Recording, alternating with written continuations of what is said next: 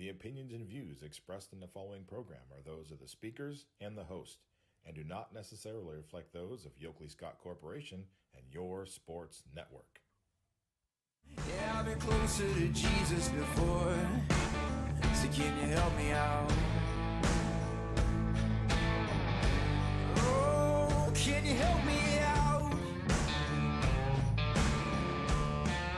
Am I on my own? Am I on my own? Or can you help me out? Am I on my own? Am I on my own? Or can you help me out? Can you help me out? I've been scared to look at my soul.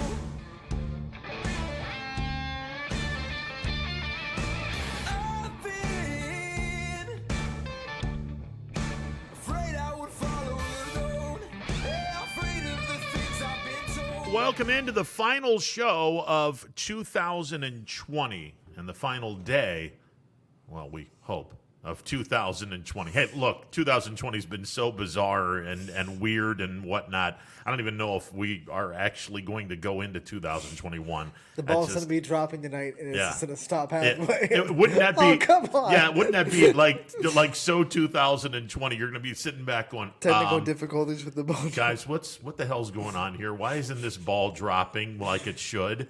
Yeah, that's wow, craziness. Yeah, we're less than 12 hours away from the end of 2020. I don't think I have ever in my lifetime, well, maybe when I was 4 in 1968, and there's a lot of parallels between 68 and 2020 that a historian would probably want to go into. We don't want to go into it because this is a sports show, but I don't think I've, in my lifetime, other than 68, have ever been more grateful to get rid of a year than 2020. This has just been by far and away the dumbest, ugliest, ridiculous year I've ever seen in my lifetime for sports, personal reasons, and otherwise. And in 1968, I mean, you probably weren't old enough to recognize everything that was going on. Exactly. I was 4 years old. So obviously, there wasn't enough things that, you're in the middle of the Vietnam War, you get race riots in the South, you get all kinds of stuff going on.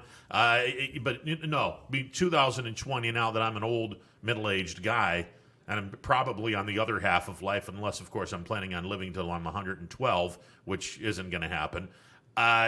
Yeah, this is by far and away the worst year I have ever experienced in all facets, period. Yeah, I mean, like, to say it's the worst year ever, I mean, that's because there are worse years in history. You just have to read a history. Well, in my lifetime. But yeah, we're talking just our lifetime. Yeah. And when people look back on history books, years from now, and they look at our generation and the recent memory, 2020 is going to be a year that sticks out because of all the stuff that happened and a global pandemic, and it's going to be one of those, you can pick out a couple of years in my lifehood and yours that are going to be learned about heavily in the history books. And 2020 is definitely going to be one of them. Yeah, this is going to be one of those years where 20, 30 years down the road, people are going to look at this and go, what the hell? It's going to be to 2001 because of 9/11. Yeah, and then 2020. Yeah, that did for a lot of reasons. It just, but now on the flip side, we did have some pretty amazing sports moments. Now, it took a while, obviously. It took a little bit. And the spring sports people in high school in YSN land would tend to say, yeah, this was without question the worst year ever because we didn't even get an opportunity to do spring sports. Yeah, by far and away, this is the worst sport or worst year ever. But there's some pretty cool moments in YSN land. In our corner of the world, there were some pretty cool moments. I think really one of the really cool ones was seeing that 5 teams had a chance to compete for a trip to state championships. Because I think when we hit Final Four, we had 5 teams left in 5 different divisions. Yeah, it was fun. Which is the first time that's happened since what, 2003? Well, I mean, let's think about this for a second. You know, if we were going to go the top 3 stories of 2020 in terms of local sports, I got to believe the pandemic is number one because of number one was that I don't remember exactly what day it was, but the date that we got the green light that fall sports were going to go off, because that day here was like we were like the national newsroom almost. Like we were all watching the TV, we were gearing up stories for either way. We were ready to go, and then we got the green light, and then it was like the red alarm light went off at YSN because now it's real. We have sports to cover, and we're going. Because for months we just kind of tap dance our way through no sports. Yeah, and we have to start at the beginning, and that would have been March the 10th, if I'm not mistaken. Right. The day that the West Branch girls were on the floor, 16 minutes prior to the start of their state semifinal game, they were warming up, and that's when the OHSAA, through Governor DeWine, sat back and said, yeah, we're not doing this. Mm-hmm. And all hell broke loose. That got canceled, and then weeks later, the spring sports got canceled, and then weeks later, we were, we may not even have football, to which, oh my, everyone now started, God, this is just crazy. And then of course, the day in which we were told, hey, we're going to have a shortened season, but we are going to have a football season, and the playoffs aren't going to be normal playoffs. Everyone's going to be invited. If you don't want to go, you can bow out. It just threw it all. Man, we had so much fun doing high school football. It was a weird year, but we had a lot of fun doing high school football. We really did. Yeah, I mean, when we had a full volleyball season, none of our fall sports were really, largely interrupted. I know a couple of schools had to miss a playoff game in YSN family, but for the most part, we got through all the fall sports without too much of a hitch. Yeah. Which I think is a total blessing. And now here we are. We're right at the point when all the schools are going to be starting basketball. Yeah.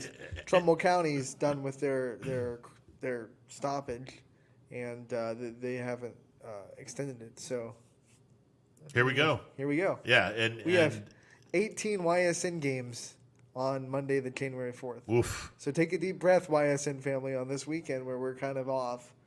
We're going to come back. We're going to hit Monday running. Yeah, this is going to be interesting, to say the least. You got all kinds of games, and the Trumbull County teams are going to want to squeal the tires as they hit the ground running. This isn't going to be like football where we had 20 games on a Friday night and then it was, maybe 6 or 7 volleyball games a night. No, this is like we have 18 games Monday, 18 games Tuesday. Yeah, it's going to be a lot of fun. And I, truth be told, I hope that the Trumbull County schools would heed our advice, which is listen, and if you can do it, great. If you can't do it, you understand. But if you're on the girls' team, you're playing on Monday, you're practicing on Tuesday, you're playing on Wednesday, you're playing on Thursday, you practice on Friday, you play on Saturday, and you're playing 4 games, you're practicing 2 days. Do that for 2 weeks, and now you've got 8 games in, and you're now close enough where you can say, okay, we may not get 22 games in, but we can probably get 20. And that's good enough. And you got to remember, there are some Trumbull County teams that were able to get 1 or 2 games in before the shutdown. There you go. They already have 2 or 3 games out of the way. I know Brookfield played a couple. McDonald played 1 before they were shut down. So, yeah, I mean, I think it would be a good idea to do like a 4-game week and then a 3-game week to stagger it, and then another 4-game week and then a 3-game week. That would be the ideal situation. That way, you don't gas anybody out, but at the same time, you're getting as many games in as possible. Well, that would be 14 games in 4 weeks, and then let me run out the calendar right here because we're gonna have some fun with this. 14 games in 4 weeks. That would get you to the end of January, and then in February you do 2 games each, 16, 18. Oh, then you got 18 games before the tournament starts, which is plenty. Yeah, it's plenty. I mean, some teams end up with. Just because of scheduling, they end up with 18 games in a regular season anyway. I mean, it's not like you have to have 22. 22 is just the max. Not everyone plays 22 games in a regular season. Some teams play 20, some teams play 21, Yeah. some teams play 19. So 18 is a good threshold where you can go into the tournament, you know what you got, you've worked out everything, there's nothing going to surprise you, and you're in game shape. 18 games worked until the 1979-1980 season. After the 1979-80 season, which would have been 80-81 was my junior year, the OHSAA said we're going to go from 18 to 20 games. And we went 18 to 20 for the next decade. And then they said, no, we're going to go 22 games, and that's where we've been ever since. Look, there's nothing wrong with playing 18 games. If you can get 18 games in, that's fantastic. Given the circumstances, that would be absolutely fantastic. And we're not just talking about the Trumbull County schools. Obviously, Cheney and East, and oh, by the way, as much as we've talked about how great a team Struthers is, there's another team in Division II boys basketball that happened to be the Division II district champs from last year who haven't played a game yet, and most everyone's back from that team, the Cheney Cowboys. It's going to be interesting, though, because the limit's still 22. You can't play more than 22 games. Yes.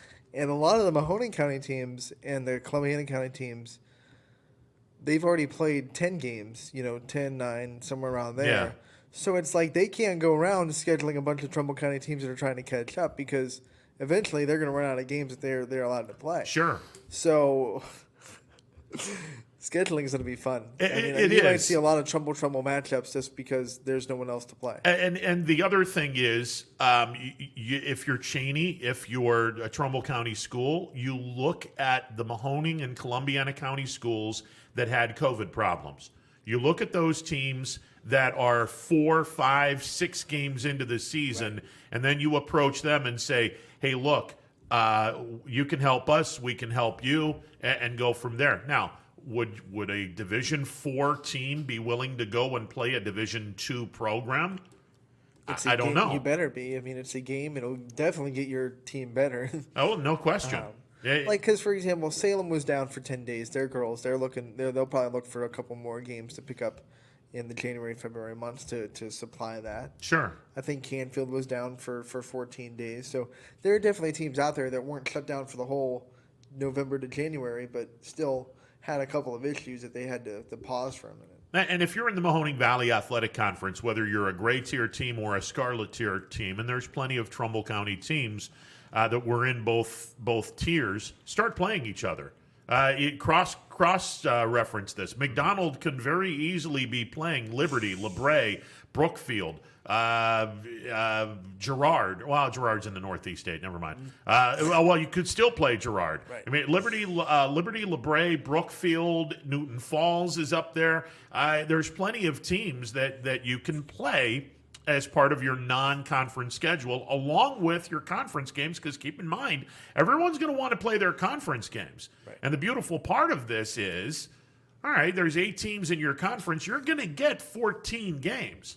Now go out and schedule 4, maybe 5 non-conference games. If you can get to 20, fantastic. If you get to 18, that's fine. If you get to 22, you've done yeoman's work. But minimum 18 games, you should be ready for the postseason. Exactly, and that's one of the things that we're gonna see, and then hopefully everything goes smooth with that, and we can have a really nice transition into spring sports. Because let's not screw those guys over 2 years in a row. And honestly, if we were to stories within stories within stories of COVID, which is obviously the number one story, but it has so many branches and tentacles. The biggest story within the story was the fact that we did not get spring sports. Yeah, that to me is the big one. And then we learned throughout the summer that it probably would have been feasible to do a spring sports season because as we learn more about the COVID-19 and then the outdoors and the fact that baseball and softball both had travel ball without any kind of problems, we kind of realized, these two sports, baseball, softball, are probably one of the easier ones to have during a pandemic because you're already social distance most of the time. Sure. I would say those two in golf are probably the two easiest sports to be okay with playing, even if there's a pandemic going on. No, absolutely. There are no two ways about that. Track and field would have been entertaining because then you got to spray down the baton on relay teams and, right. it would have been interesting. I mean, there were a lot of parents that were not exactly pleased in the summer when their kids were playing baseball, softball, and they were sitting there thinking, why did we not have a spring season again? Well, and again, it's the caution was there. The information wasn't there as well. What I told them is when colleges and pros shut down like they did, High schools shut down. You gotta shut high school down. Exactly. But the flip side is, and I told this, it's easier to shut down professional and college, but it's harder to shut down high school. And then it's a flip side. A lot easier to start high school stuff back up. A lot harder to we've seen a lot harder to start back up, football at the big boy level. Yeah. Listen, when a multi-billion-dollar business like the NCAA shuts down their cash cow, March Madness, right, you pretty much shut everything down. Yeah. Because it's just that they've set the precedence, and then that's the end of that. When you say that, the parents come back with, well, we could have had a season starting after a couple of months after that where we kind of learned a lot more about the virus, and we could have had a season in May or a season starting late April or whatever it may be. I get the frustration and I get the other side. It was just one of those major stories where that was the conversation we were having in the summertime when we had so much travel ball go off without any problems. The conversation was, okay, why didn't we have a spring sports season at all? And now coming into this spring, we can really sit back and say, there's no reason not to. No, there is no reason not to now. It just and there will be some trying moments. There's no two ways about that because COVID is still alive and well. All you need to do is go up about an hour and change to Cleveland, and you'll see 2 more guys tested positive for COVID. The football program is shut down yet again today, and they're practicing via Zoom. So, Browns fans, I hate to say this, but your team ain't winning on Sunday. And you're going to be denied a playoff spot because of COVID-19. Unless somehow the Texans or the Jaguars come through for you. Yeah, exactly. It's such a. I'm sorry. I know it's Browns fans and they're there, but it's such a Brown thing to happen.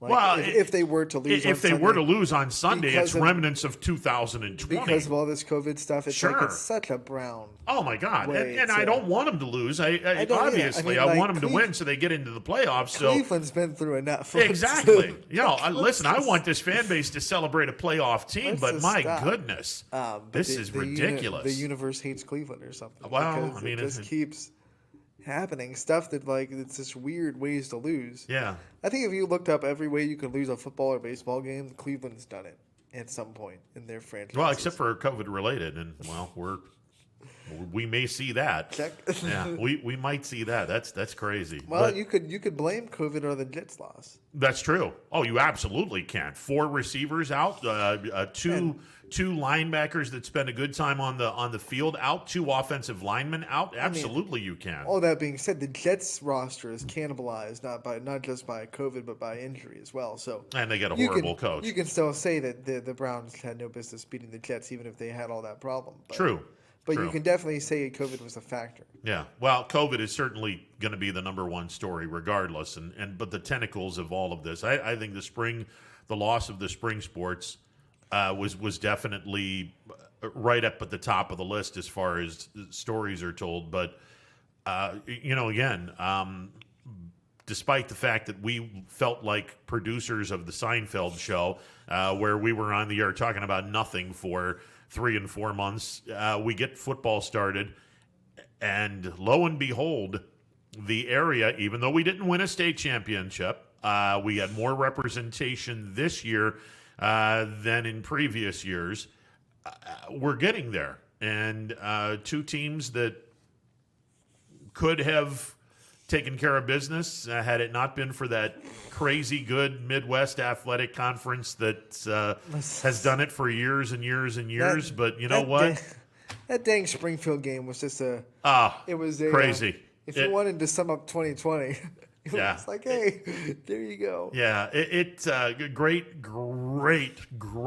moments in that game. And, unfortunately, Coldwater did what they did, and they found one more bullet in their in their gun and was used in their, it. It's in their back pocket, like Yeah. deep in there where you find like the lost penny you haven't found Yeah, it. Like, yeah, you're like, oh look, oh yeah, Bloop. Boom, punt return with 11 seconds to go. Sure. yeah, yeah. Put that one. It just, I mean, it was a great game, arguably the game of the year. It was absolutely a great game. That I would put, if we had to pick a football game of the year, which is an exciting thing we could do on New Year's Eve, it would be between that one and Austintown Fitch beating Steubenville in overtime with the stop at the goal line. Those two games were, for me, I'll give you that. were the top two. I'll give you that. Yeah, absolutely. Because in that game, Fitch couldn't stop the run at all, and then they just came up with the one big play Yeah. to seal it. When Steubenville said, "We're just going to run it at you because we want to win this game," they Yep. went for the win. Yep. I believe that was a 2-point conversion. It was. So Yeah, they it went was. for the win, and Fitch just made one play. Yes. That's all they had to do. Like, we couldn't stop them all game. Let's Yep. just make one play. And you want to talk about a team that, if everything goes right in 2021, a team that is going to make a deep run, assuming that, knock on wood, everything is equal, no injuries or very few injuries, and the kids remain hungry. That Austintown Fitch team this coming year, oh my God, a lot of expectations on the horizon for that club. Absolutely. I mean, TJ Parker, the way he's changed the culture a little bit, like he's promoted social media in that culture. It's almost like a college football team. The way they have like the social media impact, the way they conduct themselves. Yeah, I was going to say you're going to be putting a story upon a story here, Anthony. What the heck? Yeah, you got to get a sip of water on that one. Corrupted. I was like, wait a second. I ain't going to give you the rope to hang yourself on that one, kid. That's not happening. Conducted, not corrupted. Slip of the tongue. But then, let's backtrack. When we're talking about stories for 2020, how about the Class B season we were treated to over the summer? It was nice. And the way that the leaders of that league were able to put together something in such a hurry. And it wasn't a full season, but it was a condensed season time frame-wise, but they played a lot of games in a little amount of time. And we had a lot of fun covering those kids. Yeah, and obviously in a regular B-League season, you have the World Series, Right. whether it be the NABF World Series for 18U or 14U. Both of those World Series are held in Youngstown. And obviously, B-League would love to have the trifecta and have the 16U come to Youngstown as well. And in under normal circumstances, you'd have the NABF World Series. Obviously, nothing was normal in 2020, so the NABF World Series was off. But despite that, man, we were treated to some fun baseball. And they were the first thing in this area to step up and say, we're going to start something. Yep. Which kind of, I think, when you look to some of the reasons why maybe football in the, because football had a green light, but any program could have said, hey, we're not going to play. Like, it was still their prerogative whether or not they were going to play a season or not. The governor just said you can. Didn't say you had to. But I think Class B was one domino to knock over the fear that it wasn't okay to play sports. Because there was that really big uncertainty before they came out and said, we're going to do something. No one wanted to be the first people to come out and say, we're going to start something. Yeah. And they took it upon themselves to put that on their shoulders. And what a season. And then Creekside upsetting the Falcons in the 18U championship was just like a cherry on top because, you want a season to kind of end with a really good championship game, and then an upset's always a great story. Well, it certainly is, and Creekside, to their credit, they outplayed, outpitched, outmanaged, outcoached, out-hit, out-defensed, out-everything the Astro Falcons, and it was a great story. As good as the Astro Falcons were, and they're a great team. It's baseball, and you just have to be better for 9 innings. And Yep. it was 7 for Class B. Yeah. But you just had to be better for that time. That's it. Absolutely. So they were better that day, and that's all that mattered.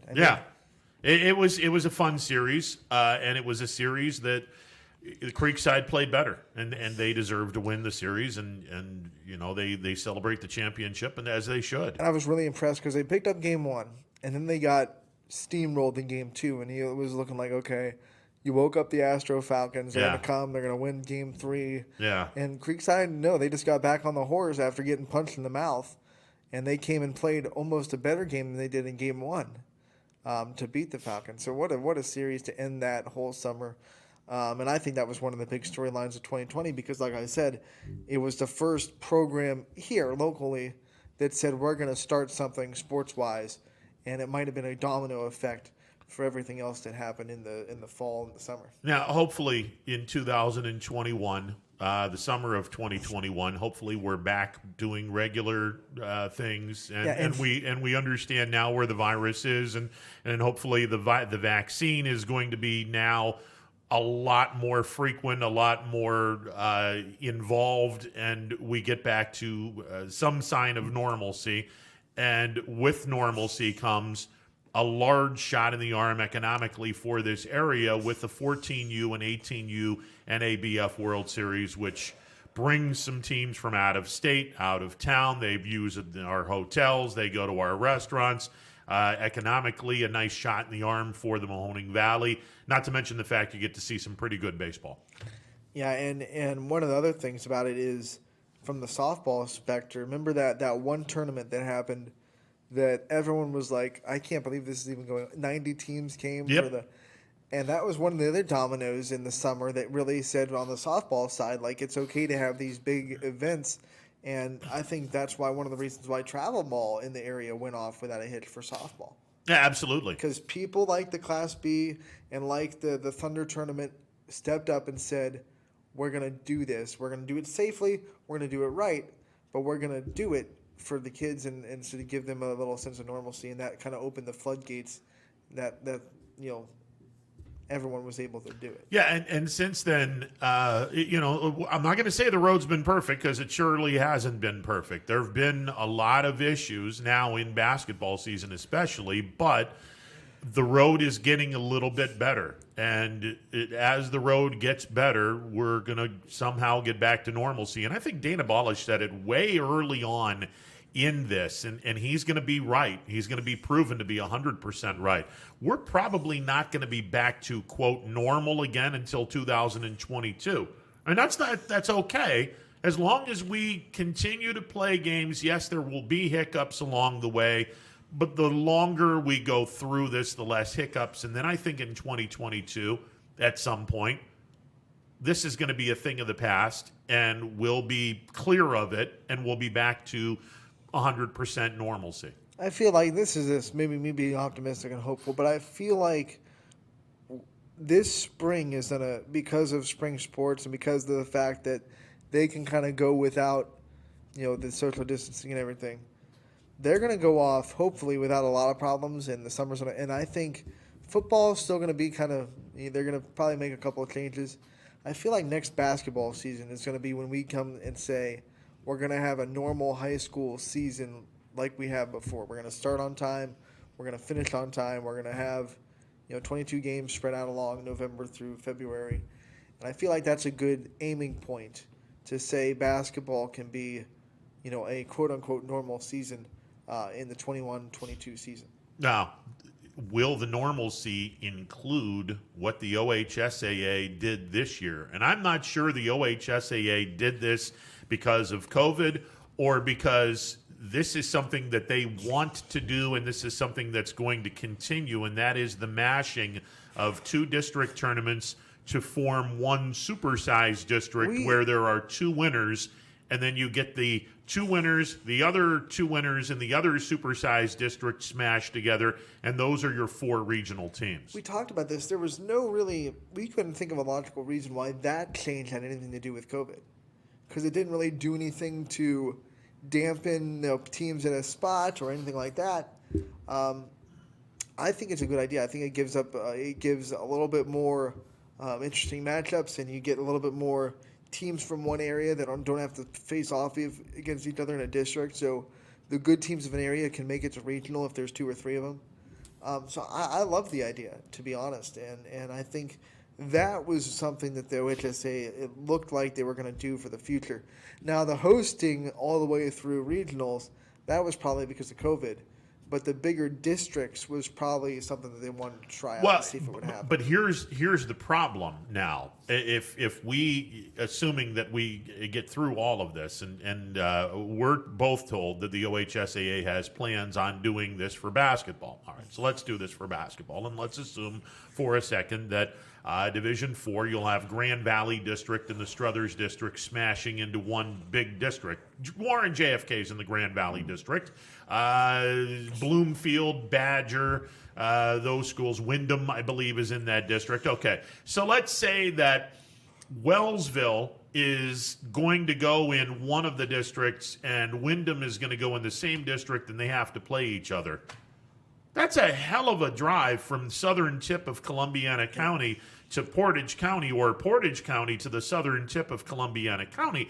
I mean, okay, it doesn't make any sense from a geographical standpoint to do this if you guys are planning on having home court advantage all the way to the district championship game. This is where you're going to have to go, okay, let's get one place. You look at, maybe not for a district championship game, but in a normal season, like Canton Central Catholic's in the Salem district, usually. Yep. Someone's got to go up to Canton Central Catholic to play a sectional final. This is true. So it's like, is it any less fair to say, I mean, it's a tournament game still, to say you have to go up to Canton Central Catholic to play? Yeah. I think the hosting was because of COVID. I don't think that's going to continue. But I think the big districts are going to continue. And I think that this finally puts the death knell into something that a lot of people my age and maybe a little younger, and especially those that are older, that can remember a time when all of the tournaments were played in one venue. That is officially dead. And that is a crying shame. But that's why I think they'll keep district semifinals and district championships in one spot. I hope so. In a non-COVID world, because that'll make everything easier to just have the Final Four and the final in one spot for us, for media, because then you don't have to pick and choose where you want to go. Sure. And also just for the experience and the fans, I think you'll bring in more people because people will come in for the first game and then stay for the second.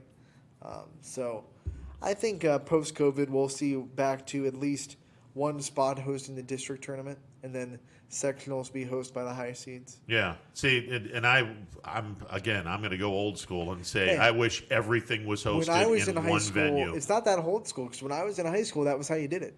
Okay. I wasn't aware of that. Yeah, all right. See, I love that. You have one venue, whether it be the Fieldhouse, Salem High School, Boardman High School, Harding High School, Grand Valley. Back in my day, the Struthers Fieldhouse, because we still had a lot of AAA teams. Because when I was a youngster, it was AA and AAA, not Division 1 through 4. But it's you pick one spot and everyone converged on that one area.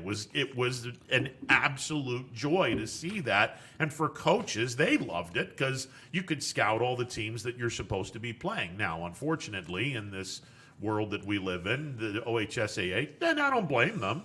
I mean, you want all the money that you can possibly get your hands on. They knew that this was not a money-making scheme.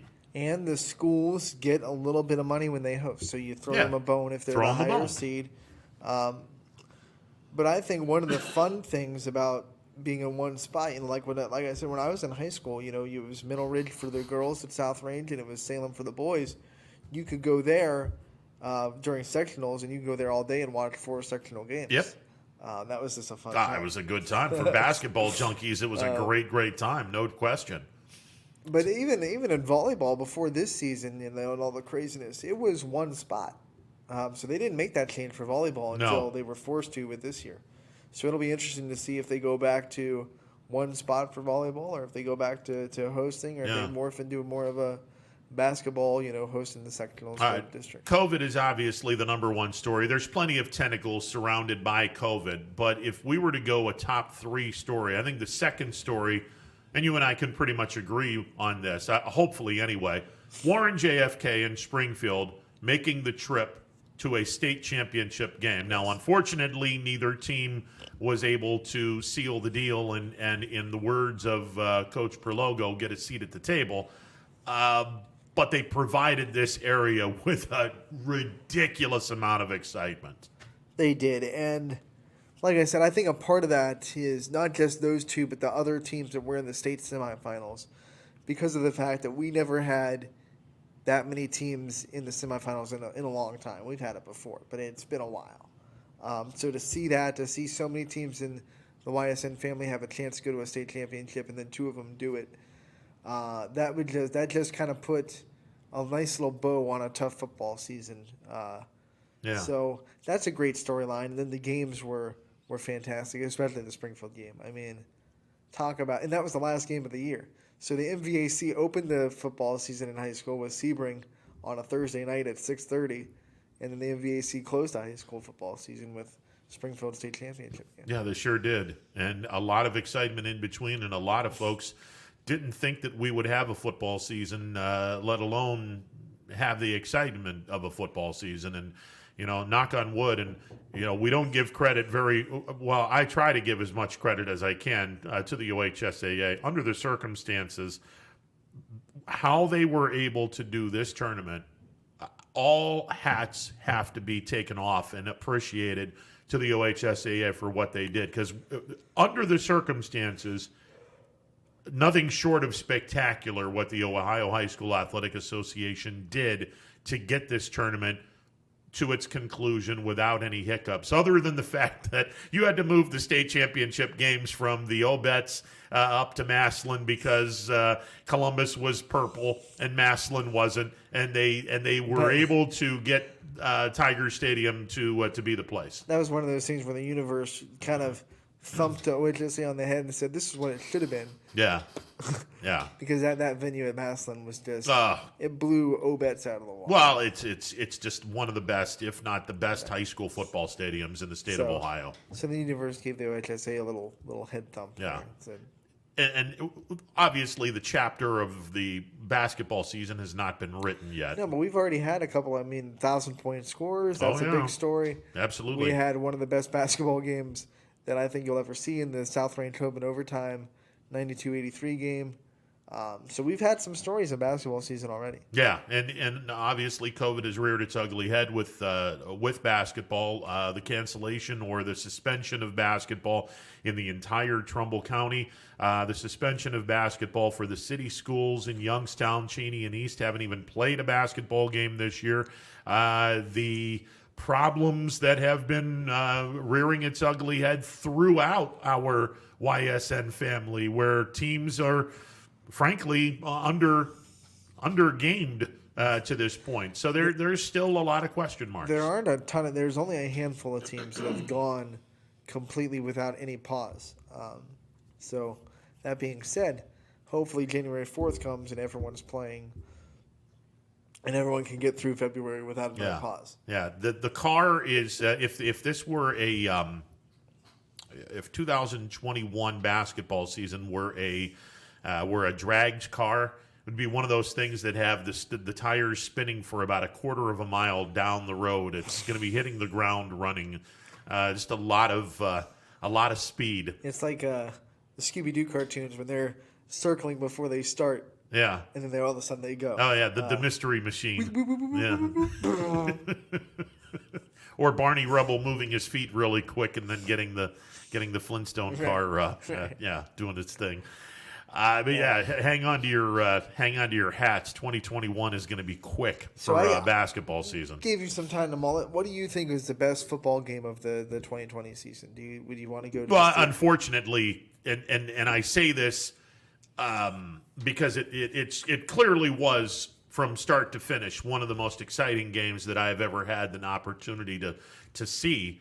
Not live, unfortunately, but it had a crappy ending for this area, and that would be Coldwater and Springfield. It just back and forth. Bo Brungard was doing everything in his power to try to get this team to win a ball game. And a lot of folks, a lot of downtown coaches, a lot of back alley coaches are still wondering why Sean Guerrero punted on fourth down. And to his credit, we had him on. We asked the question. He answered the question, and I happen to agree with him. Now, he didn't kick Look. immediately to him. He kicked it in the corner, and you got to give this kid from Coldwater credit. He went to the corner. He caught the ball. He evaded every single tackler, went up the field, and got knocked out of bounds deep in Springfield territory. I agree with Coach too, because a lot of worse things could have happened if you go for fourth down and don't get it. Exactly. It was a worst case scenario what happened with that punt return. Almost. I guess the worst case scenario would have been a touchdown. And you can't make a decision based on, okay, the worst case scenario could happen. And it's like a 5% chance that it happens. Now, on the flip side, I get the people that are saying, Bo Brungard's the best player on the field. Put the ball in his hands. Put the game in his hands. I get it. Like, I'm there for that. But I think punting was not a bad decision by any means. Absolutely not. It was a great decision. Especially it was just, because the kid tried to punt out of bounds. It wasn't like, why he wasn't like punting in the middle of the field. Yeah. He was pressured. He had to rush the punt, and he tried to get it into the out of bounds. It just went into the corner. Yeah, exactly. And So- you just, in that situation, you have to tip your hat to the kid from Coldwater for Yeah, the doing an blocking. amazing job. Yeah. And by the way, this kid got over 300 all-purpose yards. I mean, he was everywhere. There were a lot of stars shining on that field. Oh, it was, and I'm going to tell you right now, if there was a college coach or two or 100 watching that game, I think every single one of them would have sat back and said, "Well, I want this kid, and I want this kid, and yeah, let's recruit this kid." There were plenty of kids that would have kept coaches looking and saying, "Yeah, that kid would really look good in our football program." That was a fun game. I think some close honorable mentions, like I said, the Fitz-Steubenville game Oh yeah, was amazing. yes. I enjoyed the Kirtland South Range game. I know it didn't go our way. Yeah. But that's another really fun game where the two teams were just trading blows. Yes. South Range gave Kirtland all they could handle, and no one else in the state tournament did. Yeah, Because you're Kirtland right. rolled right through Ironton and I don't even remember who they played in the semifinals. Well, it doesn't even matter who Doesn't they played in the matter. They won. semifinals. It's No just- one came close to scoring 35 on them. No. It was, and we all had, well, not all of us. I had serious doubts as to whether South Range was going to be able to play a somewhat decent game against this juggernaut. And to their credit, and to Coach Yeagley's They were credit, a couple plays away. I mean, a couple plays away. They were right there. Right. And you again, in this circumstance, you tip your hat to a team that is ungodly. They are Division 5 royalty, and to be that close, that speaks volumes for the program that South Range has become. Another amazing game was the LeBray Brookfield playoff game. Oh my God, yes. The Yeah. rematch that went down to the wire and the stop on and the goal line for LeBray's defense. Well, first it was of all- it was a 2-point Yeah, conversion. and, again. first of all, Jeff Bezos is probably still needing to see a cardiologist after that performance because He never stopped talking. Couldn't stop yeah, talking. exactly. That was just one of those games where the first thought was, okay, this game was great. Can somebody check on Bezos and make sure he's still alive? What the hell's going on over here? He told us that there were a couple of times where he just had to kind of sit down for a minute because he was getting out of breath. And Yeah. we were like, whoa. Yeah, that was a fun game. It was just one of those games, much like Coldwater and Springfield. One team found that one last bullet that they could fire, and good Lord, sometimes a 6-6 game or a 7-6 game can be exciting, but those high scoring games where the flow of the game is such where it's back and forth, man, those are fun to watch. And I think a few more. I think week 1, when Jackson Milton played Lowville, that was a game that everyone was just kind of putting off in the corner. Yeah. And it was a shootout with Ballone and with Jackson Milton, going back and forth, scoring on each other. I think your game in week 1, because it was sloppy and it was rainy and it was Champion, one of those knockdown drag-out games. yeah, And Champion got taking their- on Crestview, and all off season, the talk up in Champion was we got to take care of the two teams that cost us a playoff berth, and lo and behold, Crestview right off the get go, and Give credit to Coach McGlynn. They found a way to get the job done. in a monsoon. Yeah. And that was one of the only games that didn't get delayed. Exactly. through Because the we didn't rain. have any lightning. Right. It was all a bunch of rain. That or the referees just went like this. Oh, well, no, there wasn't any lightning. It was just, I mean, it was a monsoon. You saw it raining sideways, just all kinds of different stuff. But to the credit, there were no lightning flashes, nothing. It was just pouring down rain and mud all over the place. Guys were uniforms, you couldn't see numbers and whatnot. Now that didn't make for a fun broadcast, but it was a good game. There's something pure about a bad weather football game. You know, whether it be snow in the NFL or just rain and dirt in high school. There's something pure and fun about the Definitely muddy, a tide moment for both teams. the mud bowls. Yeah, it was a fun game, and for Crestview, they didn't taste defeat again until they ran into South Range in the what was it, the semifinals? Wouldn't have been in the that was the regional semifinals. Semifinals, yeah. Yeah. Speaking of, the week before, Crestview went up to Garrettsville, and that was a fun game. That was fun. That And was a fun game. the Garfield game before. I mean, the way they beat Mooney by I think 3. and Three, That yep. was a fun game as well. Garfield played 2 back-to-back really tough opponents. And Anthony, let me tell you what, Garfield comes into the league next year, the MVAC grade tier. They got everybody coming back. I mean to tell you, scary. keep an eye on Garrettsville Garfield in 2021. That football team is going to be legit. That is we've talked about Fitch. No. Garrettsville Garfield is going to be a real difficult team to deal with in 2021. They're going to be a lot of fun to watch. Yeah, I think because one, they're a program that knows how to win. Yes. Period. I mean, no matter who they are they have a historic standard on winning, almost like they're Portage County South Range that just keeps finding ways into the playoffs. Yeah. Not always getting to state championships or anything like that, but always just finding a way to beat the teams in the area and get to the playoffs. Now, geographically, it makes a lot of sense for them because they're just inside the Trumbull Portage County line. I think they're like 2 miles inside Portage County. So obviously, from a geographical standpoint, they're playing Newton Falls. That's 8 miles away. LeBray, Champion, Brookfield. All right, Crestview is a little outlying down in Columbiana County.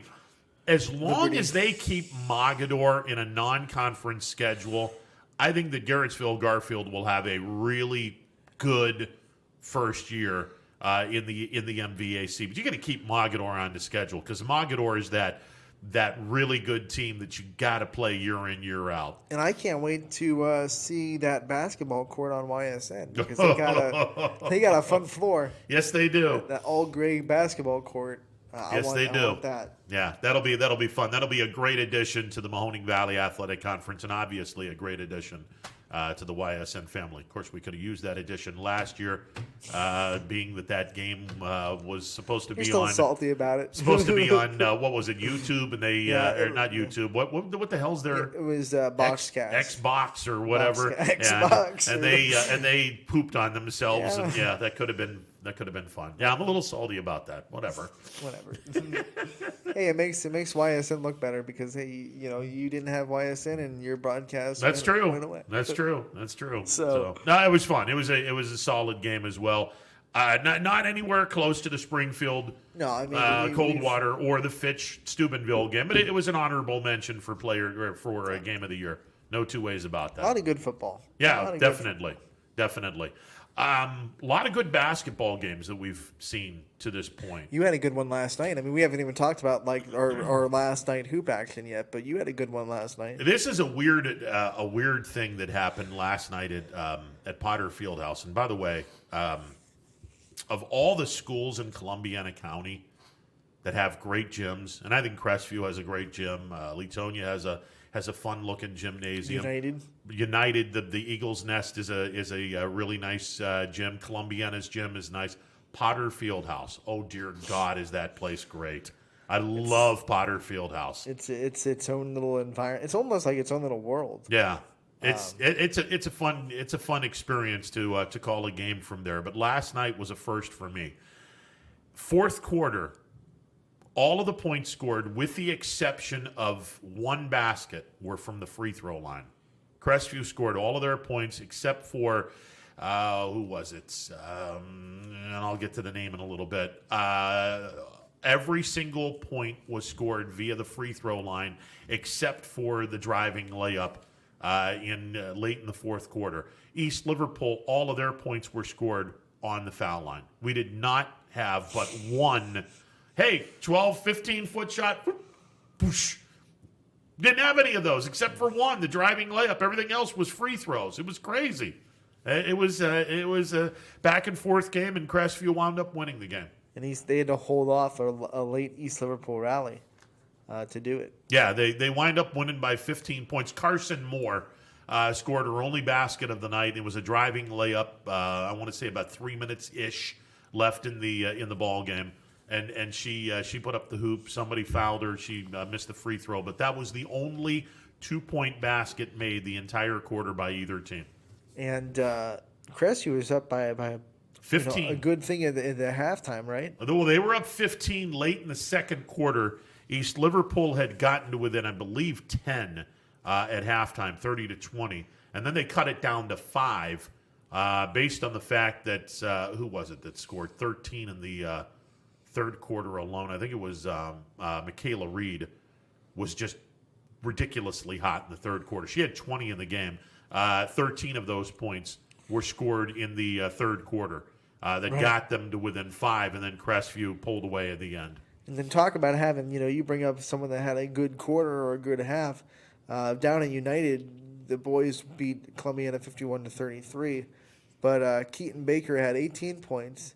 17 of them were in the second half. So he had 1 point at halftime, and then he ended up leading United with 18. That's just the kind of scorer that Keaton Baker can be. He can find a little bit of confidence by seeing one ball go in, and then all of a sudden he becomes an unstoppable force. Anthony, I saw that team play earlier in the year against Leetonia, and I know that United has struggled this year. I think that was their second win of the season. Second. They're a better team than this. Yeah. They just are. They are a better team than 2 wins.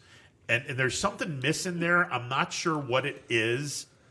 I can't really put my finger on it per se, but something's missing when you're watching this team play. There's more than enough talent there for that team to start playing quality basketball before the tournament starts. And I'm not sure exactly, but sometimes when it's the talent is there, but it's just not clicking, it's just an attitude, like a winning mentality, a winning culture, a winning a winning mindset that kind of holds you back a little bit.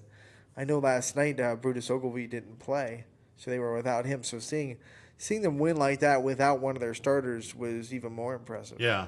And the thing that I saw when they played Leetonia, they buried Leetonia in Leetonia. It was probably the Bears' worst game of the year. They buried them, but the ball wasn't moving around very, very much. Yeah. There wasn't much ball movement. And I thought to myself, wait a second. You guys move the ball around. You guys could be so much better if you move the ball and that around. Probably also comes with people not moving without the ball. And that was because that stops ball movement pretty quick if your offense is static. Yeah, absolutely. Now I don't want to trump my alma mater very much, but they played Grand Valley last night and they were up on Grand Valley after the third quarter. Now, unfortunately for Leetonia, they had to play the game without 2 starters. Marco Ferry's been out for all of this year with various injuries. Joey Guido is not going to be available until after the first of the year. So that one hurts. And it does. It absolutely does. And unfortunately, there's not a lot of numbers at Leetonia this year for basketball. And I harken back on this. If they had numbers at Leetonia this year, this would not be a 1 or 2 win basketball team. This is a better basketball team this year than they were last year. And they might not get to 3 or 4 wins this year. I think they will, but if they don't, that doesn't mean that they're not that they've taken a step back. This is a much better team than their record would indicate. It's just unfortunate that the numbers and the injuries with low numbers have been a part of this. And you're right, they're better, but the bright spot for United is it's only 6 games. They're 2-4. Yeah. They have plenty of time to kind of snap back into it. Exactly. And if you get hot at the right time, you can make a big tournament run really easily. I mean, as long as you're hot in February, it doesn't really matter if you struggled in your first 6 games of the year. No, it's So- United. I think United has it in them to be above 500 before the end of the absolutely. season. Yeah, I think they have so, it in too. them. But they're just going to have to sit back and go, hey, let's get the ball moving around a little bit and let's take care of business. They get some tall trees in the post. There ain't no two ways about that. Now they're not East Liverpool big, but they got some big boys in the forest down there. It's hard to be East Liverpool big. Oh, because- good Lord! I didn't realize they grew them that big on the river. And what's cool about East Liverpool is they're big, but they're also very athletic. And Yes, like they to run. are. So most big teams, they like to slow the ball down, get inside of the post, and really push you around. Yeah. They like to run on you. Yeah. And that just makes them so hard to guard. They're a fun team. They're a fun team to watch, and that league that they're in, you want to talk about a very spacious, geographically spacious league. And they got some good teams in there. I mean, Indian Yes. Creek's got it going on. Glen Oak has a good team. Cambridge year in year out is Yep. always fun to watch. Beaver Locals playing pretty Yeah, well. absolutely. Yeah. So that'll be fun to see how that conference shakes out as we go on with the season. Yeah, definitely. All right, 330-886-0813, the MP Vivo Heating and Air Conditioning Hotline, open for business. We've had a nice little jaunt down memory lane of, well, not really Yeah, good memories, but some good memories of 2020. We did all that, and we forgot about we haven't even gotten to all the games from last night yet. I mean, Yeah, exactly. The Camel girls got their second win in a row. We talked about it off the air that they got really, really fortunate with the coach that they have down there, and I Yes. think we're gonna see that program slowly but surely grow. I mean, it's gonna take. You have to be really patient because they're almost starting from nothing. Yeah, there's some programs but- like Campbell that are going to grow if you just Right. let the process happen. And the second win, if they get a couple more wins, that'll be the most wins they've had in a long time. That'll be a good first step for that program. No question. We're going to talk a little bit about last night's games. We're also going to peer into 2021 and what we expect from some of our teams. And then we're going to get into the regional teams because, well, let's be honest, there's some regional teams. One of them are in the playoffs. Another one could be in the playoffs. And your team is in the playoffs. My team is in the playoffs. We're going to have some fun in January, hopefully, knock on wood. We'll have some fun in January with that. And Youngstown State as well. Yeah, I'm happy. Their women are starting tomorrow. So. Women start tomorrow. The guys are going to hope to bounce back. And then we have a The certain... guys, I'm surprised that their shooting is not. Well, I mean, they're shooting bad for the YSU. I mean, their 3-point percentage is like 21%. Yeah, it's got to get better. Got to get better. It's got to get better. And then we have a program that we're knee deep in that we're hoping to have more than 14 games, and we'll talk a little bit about that as well throughout the day. We're just getting started. 1 hour in, 2 hours to go. It is a New Year's Eve episode of Running Point, courtesy of Greenwood Chevrolet on Mahoning Avenue in Austintown. We're back in a bit. Stick around. 21 News. Let's get right to our top story tonight. More experienced reporters A new Wilmington restaurant. GM Lordstown. telling more local stories We'll look at Baby efforts boy to is curb recovering from a broken. around our Good valley afternoon. We are here in Youngstown, right up. because you expect It's important for everyone. No place like home. more local news. In Mercer County Before Court. they become life-threatening. 21 News is our valley's #1 local news. Welcome home to a home made homier with Baird Brothers Fine Hardwoods. Inspiration starts at BairdBrothers.com and is turned into reality when high-quality hardwoods are delivered right to your home. Baird Brothers has the latest design trends, shiplap and skinny lap interior siding, antique oak rustic flooring, and, well, you'll find them all at BairdBrothers.com. Ordered easily, delivered conveniently, enjoyed comfortably. BairdBrothers.com. Attention football fans, order Coca's Pizza tailgate package for only $54.99. You'll receive 24 slices of our delicious cheese pizza, 20 jumbo wings, and 2 of our famous foot-long pepperoni rolls. Coca's Pizza, we serve it hot. Hi, this is Tommy Clem, owner of WRS Insurance Solutions. WRS Insurance Solutions is a local independent agency that specializes in life, Medicare, long-term care, and disability products. Call us at 330-953-2323 3722 or visit us at wrsinsuranceSolutions.com to learn more. Good luck to all the student athletes in the Valley. Your Armstrong services are more important than ever. There are more and more connected devices in the home these days. To get the most out of your experience, you need a network that is always getting better. You deserve superior performance, and that's what Armstrong offers every day. Whether you're working from home, enjoying your favorite content together, or simply catching up while apart, count on Armstrong to keep you connected to what matters most.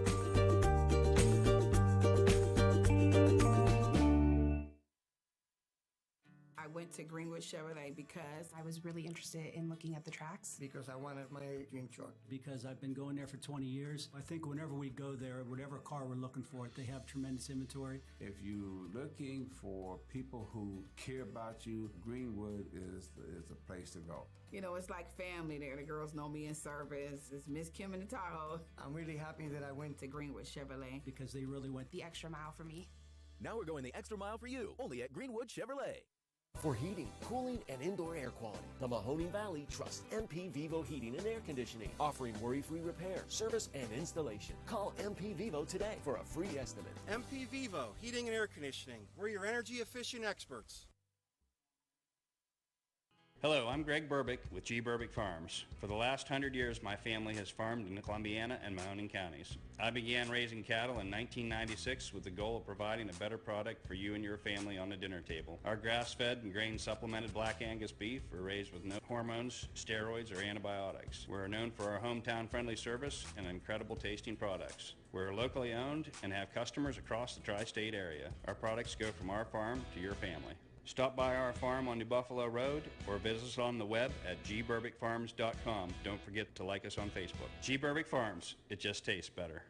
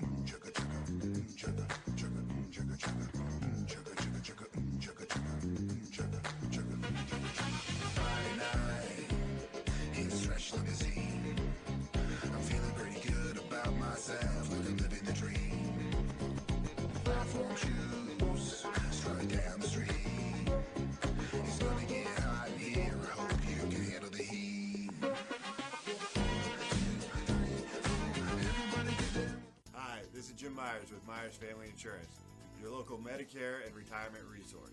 We're excited to have sports back. Whether you're on the field or cheering from the stands, sports unifies communities and brings hope for the future. We're all one team working together. At Myers Family Insurance, we know the importance of a great team. Our team continues to grow to help you with your Medicare and retirement needs. The annual election period is October 15th through December 7th. Now's the time to make sure your plan continues to meet your needs for the upcoming year. Call today. WRS Wealth Advisors, the area's premier wealth and retirement specialists. Located on South Avenue in Boardman. Welcome back to a New Year's Eve edition of Running Points, courtesy of Greenwood Chevrolet on Mahoning Avenue in Austintown. Ron Potesta with you alongside Anthony Hardwig as we dive into the end of 2020. And, tonight at midnight, we get rid of 2020 and welcome in a brand new year, and then we flip the calendar to the 2021 version of the 2020-2021 high school basketball season. And we really haven't talked much about the high school games from last night. And there was a handful of both guys and gals high school basketball last night. There was. We already said that, Campbell girls got their second win in a row with an overtime a win over Sebring. That was a thriller. Sebring had the ball late. They went for a three. They missed it. So that was a good one. You had a good one with Crestview holding off East Liverpool. We talked about the United boys. They won over Columbiana. Fitch girls got their first win of the season. So that was good to see them get their first win. Yeah, Canfield knocking off Cardinal Mooney as They well. came back from a quarantine and came back with a strong win over Mooney. And that's a big win because Mooney had looked really good after their opening loss to Crestview. They had looked really good. They really did. I mean, they have to shake off the mental drain that getting beat up by a good team takes in that Holiday Hoops Classic. I mean, before the Holiday Hoops Classic, but they went to South Range on the Wednesday before Christmas. And, you know, they took their chops. They took one in the mouth, and they have to kind of mentally bounce back from that kind of loss because it can really hurt your confidence. No doubt.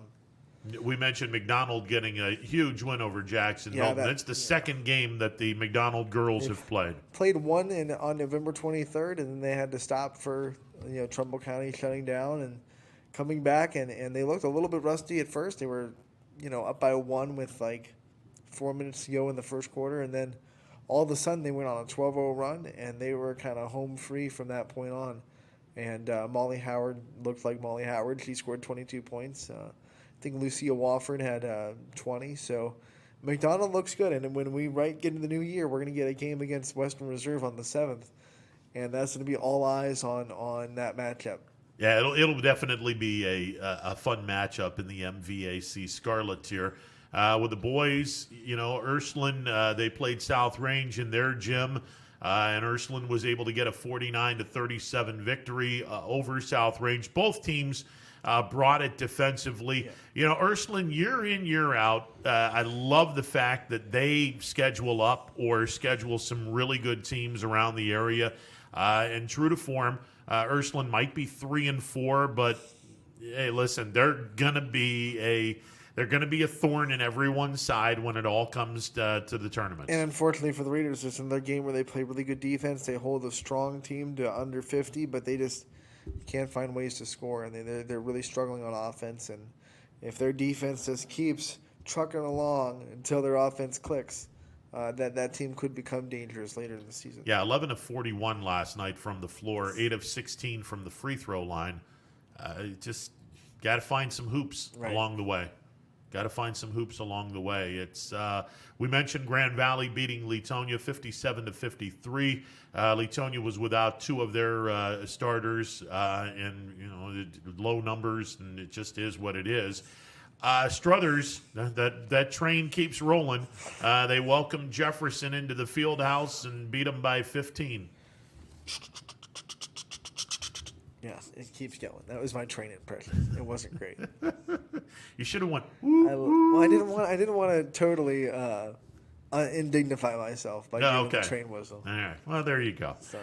Struthers goes to 7-0 on the campaign, and yeah, they're a lot of fun to watch. I don't know if they're going to be able to go outside of our area and slay the beast that is Akron, St. Vincent, St. Mary, but this is a fun basketball team.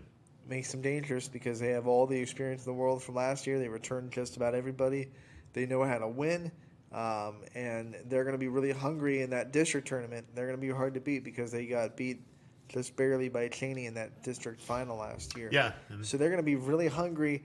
So a hungry, experienced, talented team, that can be very dangerous. And we haven't seen Cheney because the city of Youngstown shut the city schools down in terms of athletics. So January the 4th, we circle that date because that's the date where sprint, literal basketball sprint, is going to be taking place, where all kinds of games are going to be played. You know, I'm sure Cheney, they've been practicing because that date where they can't have contact lifted on the 22nd. So they've probably had a couple practices since then, and they're going to get fresh and get back in sync. And when January 4th comes, all hands on deck. Yeah, absolutely. No two ways about it. And you know, we talked about this with the girls. It's the same thing with the guys. If you know, the girls, if you haven't played a game yet, maybe 2 weeks of game on Monday, practice Tuesday, game on Wednesday, game on Thursday, practice Friday, game on Saturday. Well, with the guys, it's practice on Monday, game on Tuesday, practice on Wednesday, game on Thursday, or game on Wednesday, practice on Thursday, game on Friday, game on Saturday, and have 4 games, 2 practices for 1, maybe 2 weeks. And now you're back up to speed where you can go 2 games, 3 games a week and get as close to 22 as humanly possible. And 4-3-4-3 gives you 14 games in a 4-week span. So yeah, that's exactly where you want to be. And then you're right close. You can get maybe 18 or 19 by the end of February. Well, if you go 14 by the end of January, the guys will start the last week of February. So you got the 3 weeks in February where if you go 2 games, that's 6. You've got 20 games. Right. So that's you're home free at that point. You don't get the 22, but if you get anywhere from 18 to 22, you should be tournament ready. Yeah, and the other thing is when you look at it, if you went full bore and just try to get to 22 with all your might, that could really snap back on you if you're gassed by the tournament because you were trucking along trying to get 22. Then all of a sudden you're going to the tournament play and conditioning breaks down and maybe you give up a fourth quarter lead and you're going to be sitting there saying, man, I wish we would have just slowed down a little bit and settled for 18 or 19 or 20. Yeah, and it'll be interesting to see what happens. And obviously the tournaments, and we all know the tournaments are now a new format where 2 districts are going to be smashed together into one. This is going to make for some interesting basketball as well. And I guess this is where we should probably look into a crystal ball and make an interesting prediction for 2021 with basketball. Care to go first? Interesting prediction. Like, are we saying like who's going to win a district or what are we predicting here? Anything that you know. I mean, I'll start. You start. I'll see what direction you go with it, and then I'll try to. We have not had a team go to Columbus, a guys' team go to Columbus since LeBray went to the state championship, and I want to say it was 2012, 2013. They went to the Final Four and were beaten in the state semifinals. I'm going to say that trend will continue, but for the first time in maybe a couple of years, 3 or 4 years, we're going to get a team into the regional championship. And dare I say we might get 2 teams from this area into a regional championship game, which is huge progress. But 9 years ago, and I made this comment a few weeks back, 9 years ago I moved back into the area after leaving the area for about 14 years. Came back into the area. And 9 years ago, the basketball was awful in this area. It just was. And 9 years later, and that was it's become a much, much better product. And the records, how we are playing against out-of-town teams in the tournament the last 3 years shows it. By the way, my 9 years, that was my senior year of high school, and the only teams that I can remember that were like high caliber, you could really see them going places were, Springfield had a good boys team back then. They had ONBs. They won a district championship. They were fun to watch. Unfortunately, that district championship came against South Range 2 years after I graduated. Yeah, My senior year, the South Range boys struggled a little bit. But then when you look at it, then other than that, you go outside of that 9 years ago and you're thinking, I can't think of any boys teams that really stuck out back then. And it was a crazy time for basketball. We didn't have a lot of, teams that you really thought could go win outside the area. Yeah.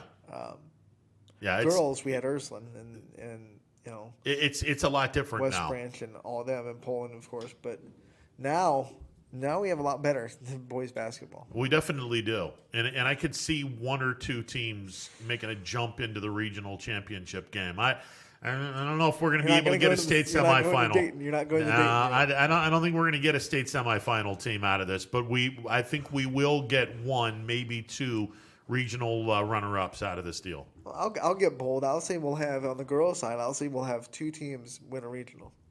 Okay. No, I just said boys. Yeah, I mean, girls, I think you're right. I think you're onto something and here. Especially with the boys, the way this district's going to be set up, it's going to be set up for teams in the area to not have to play each other in districts. So they're going to get to the regionals, and they might be set up with each other for regionals, which is good for us because then we're guaranteed with a team in a regional final. Regional finals, sure. So I think Struthers has a good chance to go that far. I think we haven't seen Cheney yet, but you have to give them the nod because they went that far last year. I've been really impressed with Mooney.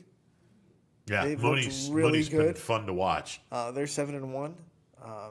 Now they're Division III, Of course, unfortunately, yeah. this year, and that's deal with some Division III you'll be powerhouses. dealing with them. Yeah, you'll be dealing with that. But Struthers is D2, Cheney's D2.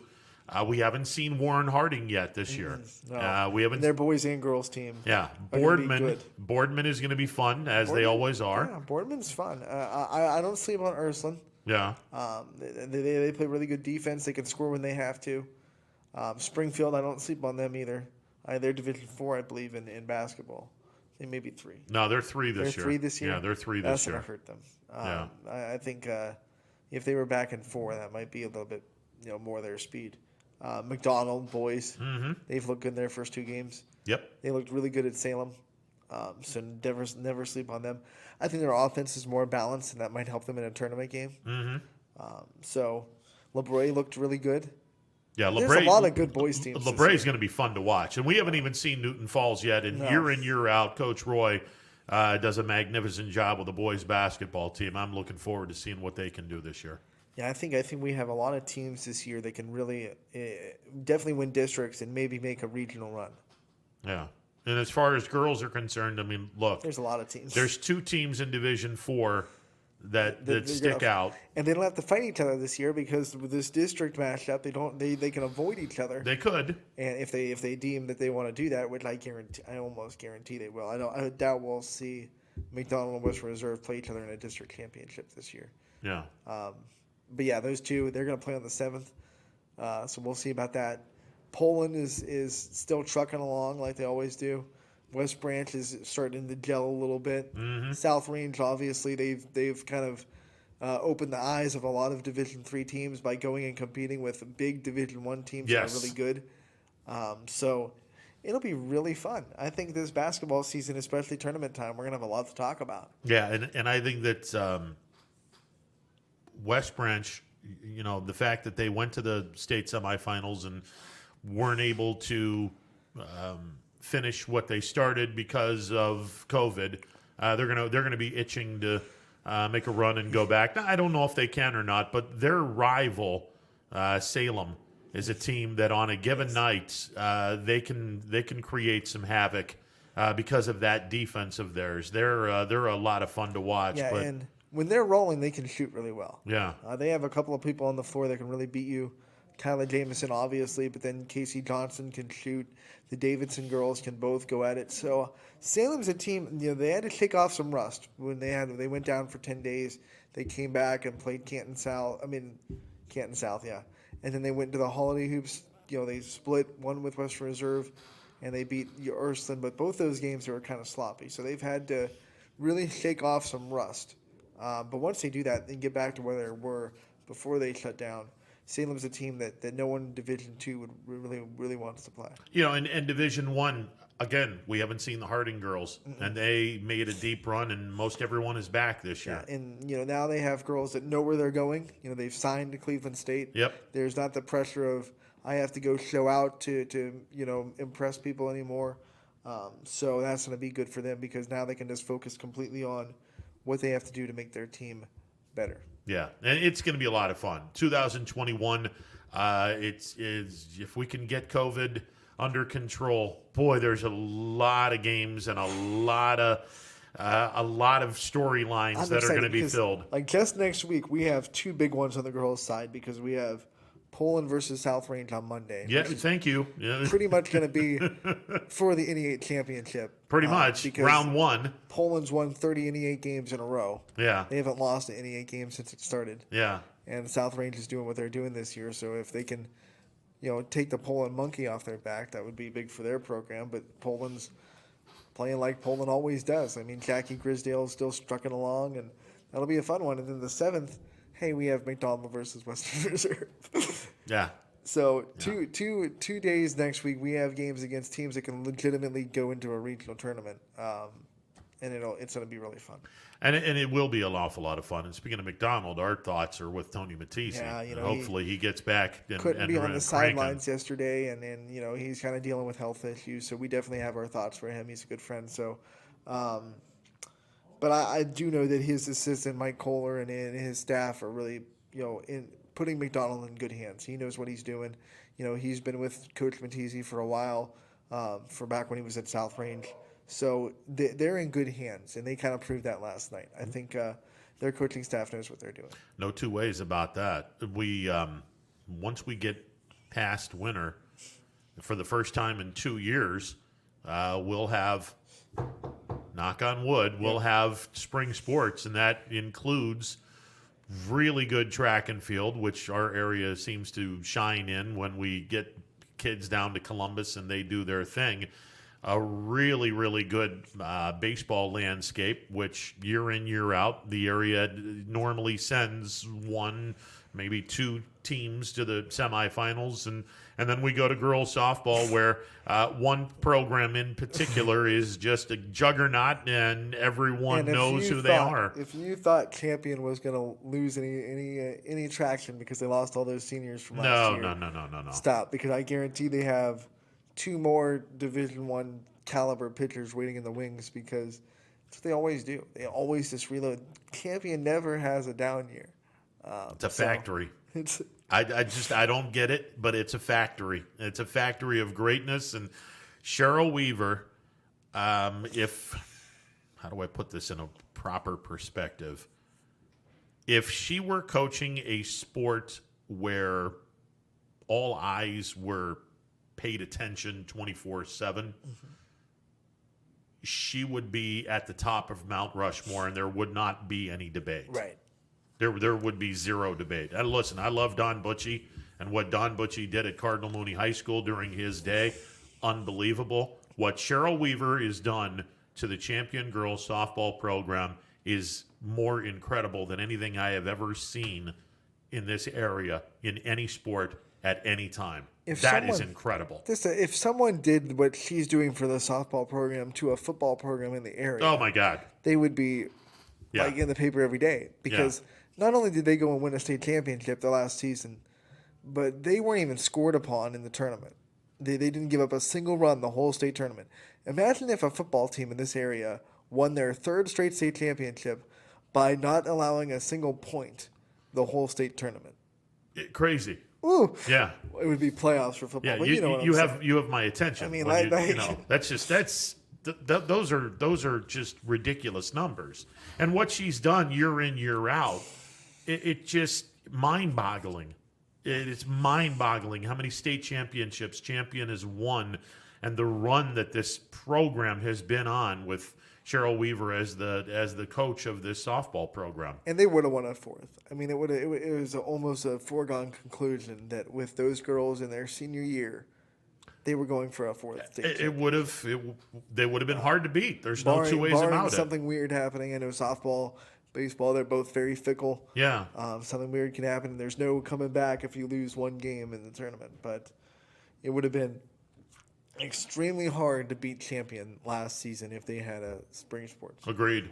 And that still is, and it's going to continue to be a program that, look, we've seen greatness in some of the more popular programs in this area. This style of greatness is every bit as good and better. You know what makes them great, though? I mean, we talked to all their seniors last year when the season got shut down. We did profiles on all their seniors because they earned that. And they were finally a YSN school, so we did it. And all of them were, they were sad that there wasn't a season, but then the next thing they said was, we're going to work this summer to make the program better. Yeah. They're going to go, they're going to work with their youth programs, they're going to work with the girls that are coming up, and they're going to make this program better for next season. This is why they are where they are.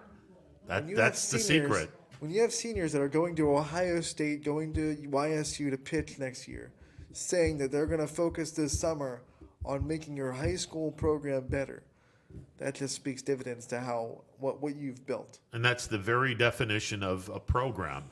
where kids are going to give back and they're going to say, okay, I've had my moment in the sun. Now, their moment in the sun was robbed from their senior year, but they're big enough to sit back and say, listen, even though we were robbed, our gift is going to be, we're going to make sure that the future of this program continues to shine bright. Right. That's a program.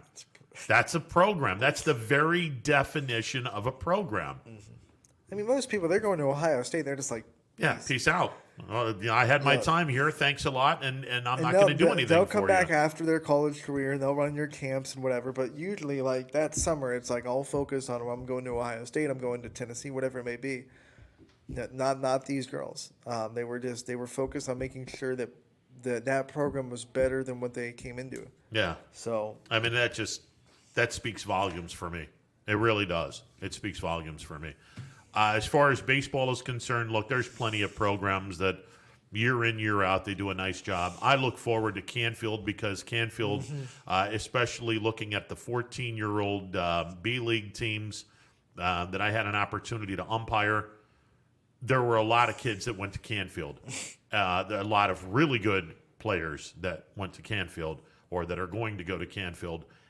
And maybe not this year, but very soon, Canfield is going to have a state championship caliber baseball program. And it could be as soon as this year, but very, very soon they will be a state championship caliber team. Yep, Canfield, I think, is one of them that you have to watch. Poland's always good. Yep.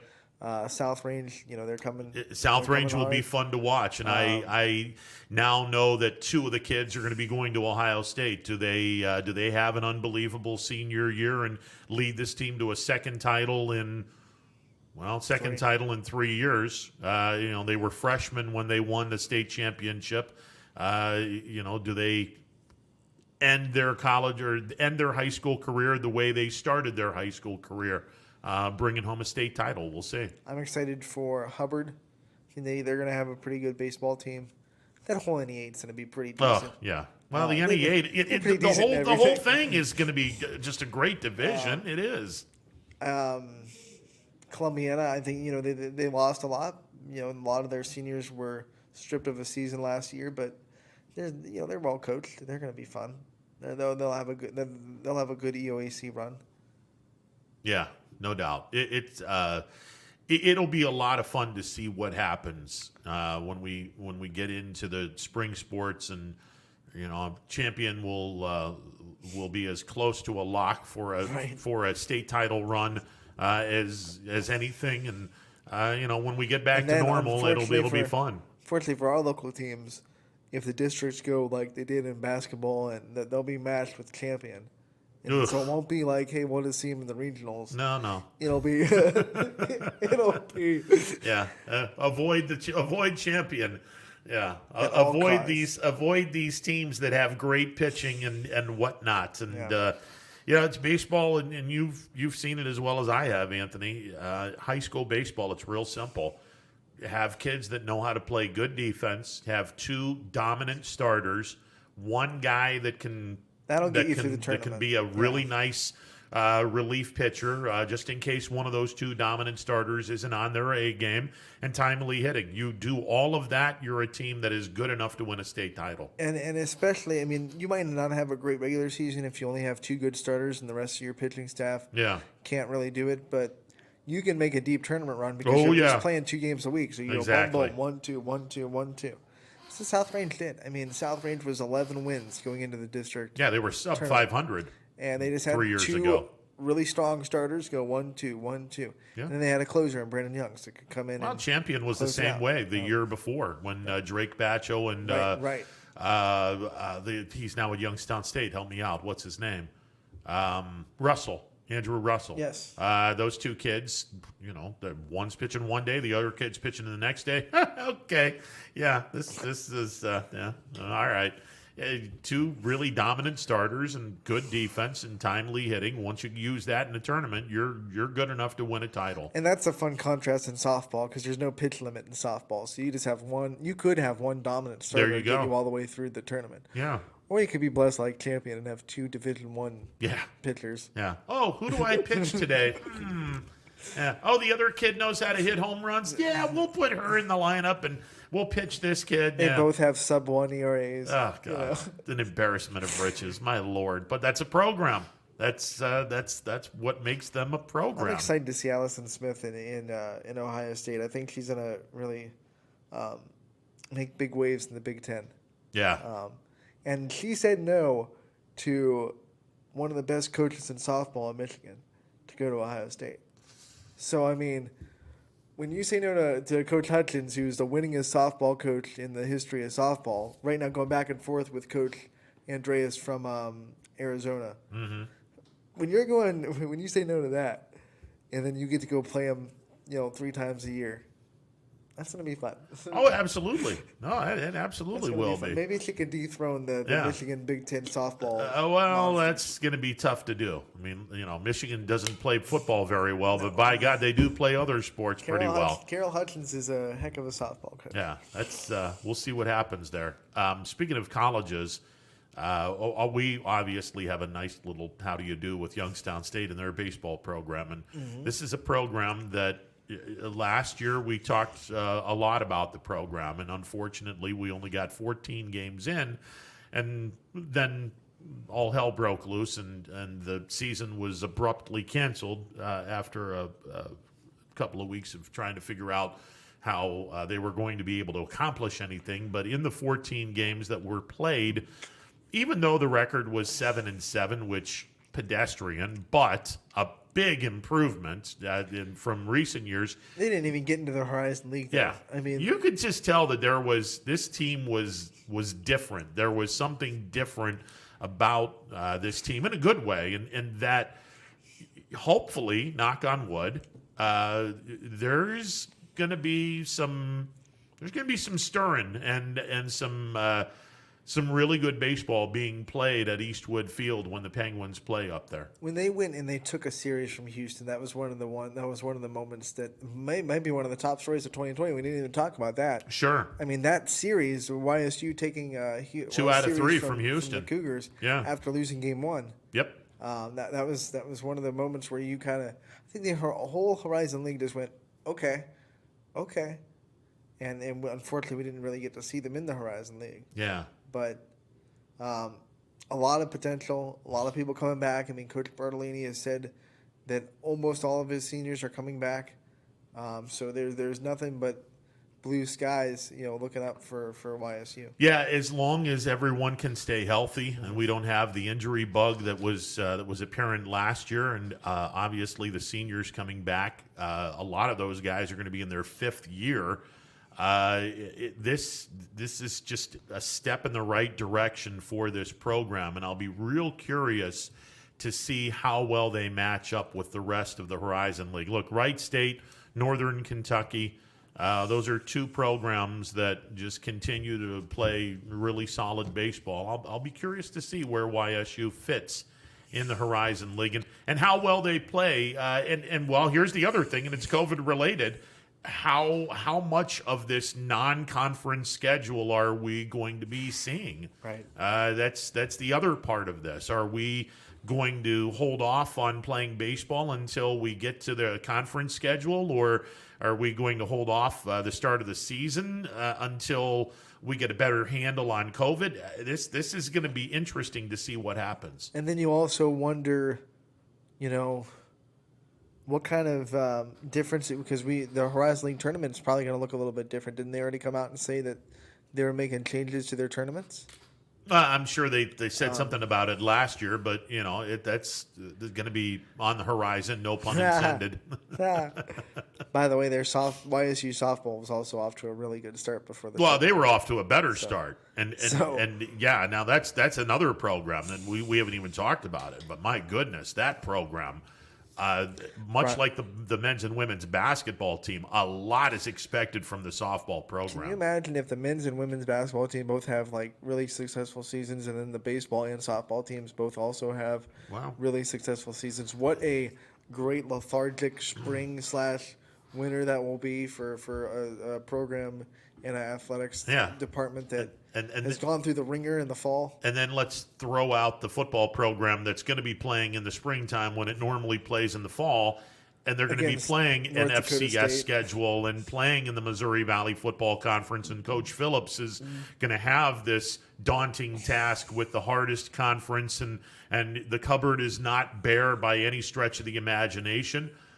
This could be fun. This would be a lot of fun, and there are going to be a lot of busy and tired people at Youngstown State for a good reason. And then all the other fall sports are going to get started too. I mean, Yeah. so that's fun. So SIDs are going to be filling up the coffee pot and working, Dolly Parton 9 to 5 plus 5 to 12. Yeah. SIDs are going to be like Duncan.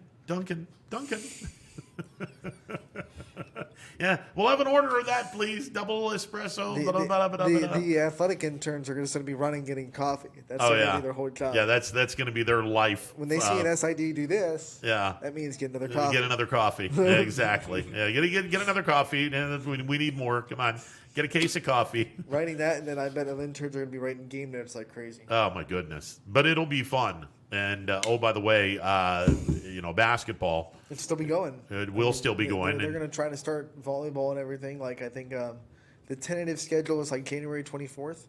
So basketball will still be going while they try to start up some fall sports. Yeah, Beagley is going to be a very that scares me because hopping place. There's going to be 3 programs using that court at the same time. Yeah. During a pandemic. You wonder if there's a place they can try to have volleyball play until basketball season's over. Probably one of the reasons why fans aren't going to be allowed at Beagley the month of January. Right. At least for now. And while they try to get a handle on everything. Which the bigger schools, it's not a problem because volleyball has their own gym in most of those bigger schools. Sure. At YSU, you're going to have the volleyball team, the 2 basketball teams trying to, put in work for a season at the exact same time during a pandemic. It's going to be kind of, there are going to be a lot of entanglements to get through. Yeah, it's definitely going to be challenging. There's no two ways about that. And then you add into the fact that, by the way, the football program is going to be starting up at about the time where the basketball and the volleyball program are in high gear. And, by the way, the baseball program is going to be starting up while these 2 programs in football are starting up. And, it's going to be busy times at Youngstown State. And that, from that perspective, it's going to be an awful lot of fun to see just how successful all of the programs at Youngstown State are. Because, let's be honest, Anthony, if all of them happen to catch their niche and become successful, oh my God, Beagley, Stambaugh, and Eastwood Field are going to be the place to go see some really good sports. Yeah, and like I said, it would be so lethargic for an athletics department that was put through the ringer in the fall because none of their sports were able to play at all. Yeah. So it would be really lethargic if a lot of their programs had very successful seasons, and it would also validate a lot of the hard work that some of the people behind the scenes are putting in. Yeah. Now, obviously, the men's basketball season. Excuse me. We're going to go from boys to men. Man. No pun intended on that one either. We're going 90s R&B, man. Yeah. Well, there you go. We the end of the road from high school to college. So yeah. There you go. So men's basketball, it's already off to a start, and you and I talked a little bit about this. The guys are.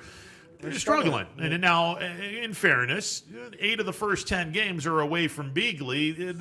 The Horizon really didn't give the Penguins a really nice opportunity to give them much of a chance. Now, the good news for the Penguins is they're home this week against Green Bay, and hopefully Darius Quisenberry is back, and they'll be able to take 2 from Green Bay. They're going to need to after losing 2 to Cleveland State. And, we had Rob Schmidt on earlier this week, and you protect Beagley, win half of your games on the road, and you should be able to do quite well for yourself in the season. Are you shocked at all that the Horizon League has given the YSU men the shaft? Oh, hell no. They've been giving them the shaft for years.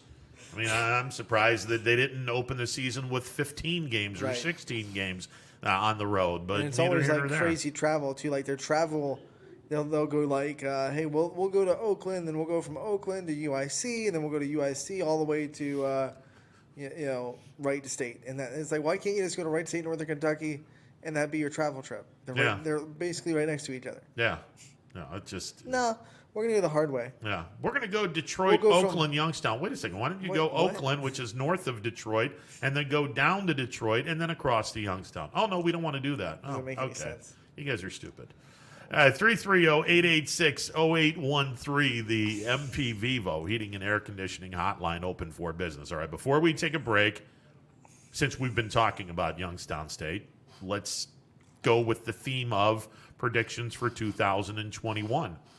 Do you happen to have a whatever sport, do you happen to have a prediction handy for 2020, 2021 YSU sports? I think there's going to be. I'm not going to say that there's going to be 3 teams that either win the regular season Horizon League or win the Horizon League tournament. 3 teams. That's my prediction. 3 different sports. 3 different sports that either win the regular season or the tournament, one or the other. Okay. And I'm thinking women's basketball, softball, baseball. Wow. Okay. I am going to go and stick my neck out in a big way because Youngstown State is off to a very slow 1-3 start. They split with Wright State. They lost to Cleveland State. Now, I don't like putting asterisks next to anything because, after all, it's part of the game. Injuries are very much a part of the game. Darius Quisenberry's absence equals a 2-2 start instead of 1-3, which, if you are able to split on the road and protect home court, you're going to do very well.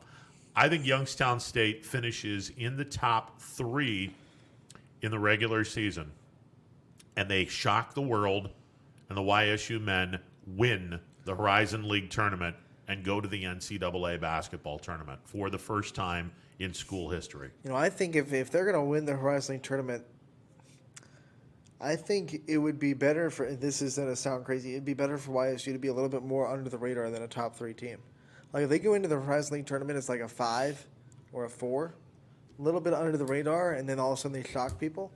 That could be a better avenue for that men's team. No, I agree with that. I agree with that. I don't think you're going to be shocking anybody. I think everyone knows, and the preseason said it. Hey, these guys, they're legit. So, if you, I don't know if that was. I think maybe inside the Horizon League though, maybe some coaches are still kind of scoffing at that. Oh man, they're legit. Well, they better go and prove it. And all of a sudden they're off to a 1-3 start. Yeah. So now a lot of coaches inside the Horizon League are probably going, oh, same old YSU. Yeah. So if you can, sneak your way into that tournament, maybe a 5 or a 4, I think you might catch a couple of coaches going, oh, same old YSU. Yeah. Well, look, I'm going to say top 3, and I'm going to say that they shock the world, win the conference tournament, and they go to the NCAA tournament for the first time in school history. Can they shock the world and win a tournament game? Oh, at that point, you're just going to sit back and go, okay, we got to the tournament. That's the first step. What if they got into one of those play-in games? Wouldn't that would you be okay with that? Would that be a tournament win, quote unquote? But it would be a win to go get slaughtered. See, for me, because the Horizon League has been put in that game before. It depends. It depends on how good the team is. If the team, if the champion wound up like a 500-ish record or somewhere around there, oh yeah, they're going to go in the play-in game. There's no two ways about that. But if you're looking at a 20-plus win season in a normal season, 20-plus wins. Now it's not going to be normal this year because the conference games were pretty much wiped out. If they have a good team and they're not 500-ish, then I don't think they'll play in a play-in game. But that's the thing. If they finish like 3rd in the Horizon League and then win the tournament, they're not the best team. They might put the regular season winner in the tournament and then put YSU. Yeah, maybe. It's now. I'd love to see Horizon 2 League teams is in the really tournament. hard to get at large bids. Yeah, by the exactly. way. You're not going to get. You'd have to have one of the teams really have a strong season. Yeah. And I don't think any of them have done that yet. Yeah, you're going to have to. Like you're going to have to do the impossible. If Oakland would have won one of those really tough games that they played, like if they would have beat Michigan in overtime and then won the Horizon League regular season, that might propel them to a net large bid if they get knocked off in the championship. Yeah. moot point because they didn't. Yeah, Wright State is a team that's been off to a really, really good start. Cleveland State, and you know the job that they've done to we this were talking point, when the class they were bringing in was them and YSU with the best recruiting classes of the Horizon League. So yeah, and they're proving it. They've done well. I think the YSU baseball program takes a gigantic step forward. I do. Now I don't know if they're going to be good enough to catch lightning in a bottle like they did years ago and get on a roll and win the double elimination Horizon League tournament and jump into the field of 64. I think they can do that. It's possible. It's definitely possible. And look, I mean, the Penguins have done it 2 times. They've gone into the field of 64 2 times. And it's different. The field of 64 in baseball is a little bit different because you're into a regional tournament where you're one of 4 teams and you got to get through that regional tournament, win the double elimination tournament there to get to a best of 3 super regional tournament where you're playing one team in a best of 3. You're playing a national seed because that's the whole point of super regionals is you have 16 national seeds that host a region. Yeah, and then the top 8 seeds host a super regional. I think if I were on the YSU baseball team, a legitimate goal would be let's make up appearance number 3 in the field of 64, and the only way you can do that is because you're not going to get a second at-large tournament berth. I mean, you could unless it's easier in baseball. Yeah, but it's we haven't seen it historically in our conference, but.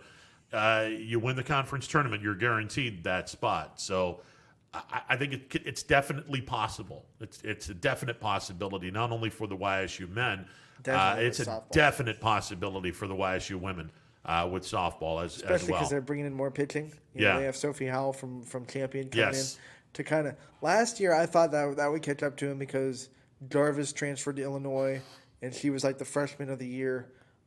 In the Horizon League, so I was like, oh, that's going to be a big loss. That might catch up to him.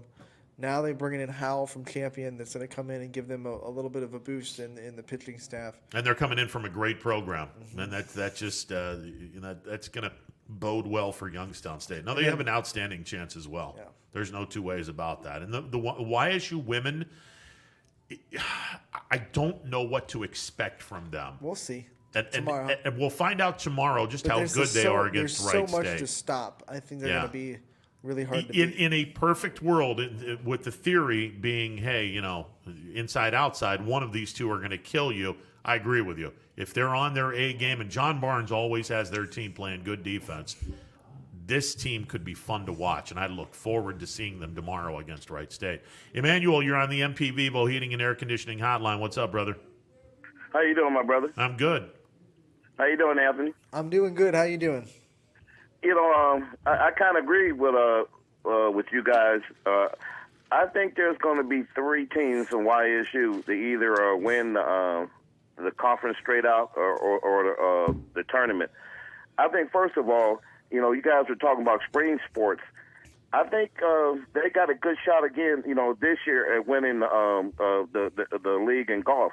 Because they usually keep a pretty good golf team. What do you guys think about that? I like that. I like that call. I mean, we didn't go into the ancillary sports, but definitely golf has a chance. I think women's tennis is always pretty up there. They have a chance. Well, that was my and1. There you go. We're on the same page, Daniel. And also too. Now I know we lost. I'm saying we. I know we lost a Olympic class athlete. But I think that YSU's men and women's track team can win another championship. Agreed. What do you guys think? Agreed. Yeah, I was thinking the track and field team is certainly not just the men's, the women's track and field team as well. I think both of them are very capable of winning a Horizon League championship. What's their bowling team up to? The women's bowling team is, last we saw they were 10, right? last we saw they were a top 25 team. There's no 2 ways about that one either. So there's going to be a lot of good things happening as far as spring sports go, and then you throw in football. You're right; they're going to be busy. But I've been talking to you about the Pittsburgh Steelers, and then I was reading this article about they were talking about how without the crowd, how quiet it's being, and how the Pittsburgh Steelers could hear the coach yelling out their play. You know, like if they're gonna run a slant, they yell slant. Mm-hmm. And I listen to Tomlin's answer. I listen to Big Ben's answer. I listen to Juju's answer. And I also listen to the offensive coordinator's answer. And I have to say, I know you don't like when I say this, but I have to say shenanigans. I think everybody's taking the company line, but let's be honest here. Let's be flat out honest here. Now, if you're a defensive coordinator and you're scheming against the Pittsburgh Steelers, not with Mason Rudolph or Josh Dobbs quarterbacking, but with Ben quarterbacking. Now, you got the playbook on the plays that a team can run against you. So now you're figuring, well, they go 5 wide. So do I go with a 3-man line or a 4-man line? And whichever you go with a 3 or a 4, you telling that guy, pin your ears back and go after the quarterback. Because guess what? They're not going to run the ball, and guess what? The quarterback's not mobile. So I'm going to drop 7 or 8 people back in coverage. And I can figure that out. And now I'm sitting there thinking, you look at the rest of the playbook. Okay, so you don't have to worry about the run. Okay, they're not going to run the RPO. That's not going to happen. So you throw that out the playbook. So there's only so many plays you can run from the 5 wide. So it doesn't take a genius to figure this out. So all I have to do is get up close, stop the slants, and then rush the quarterback.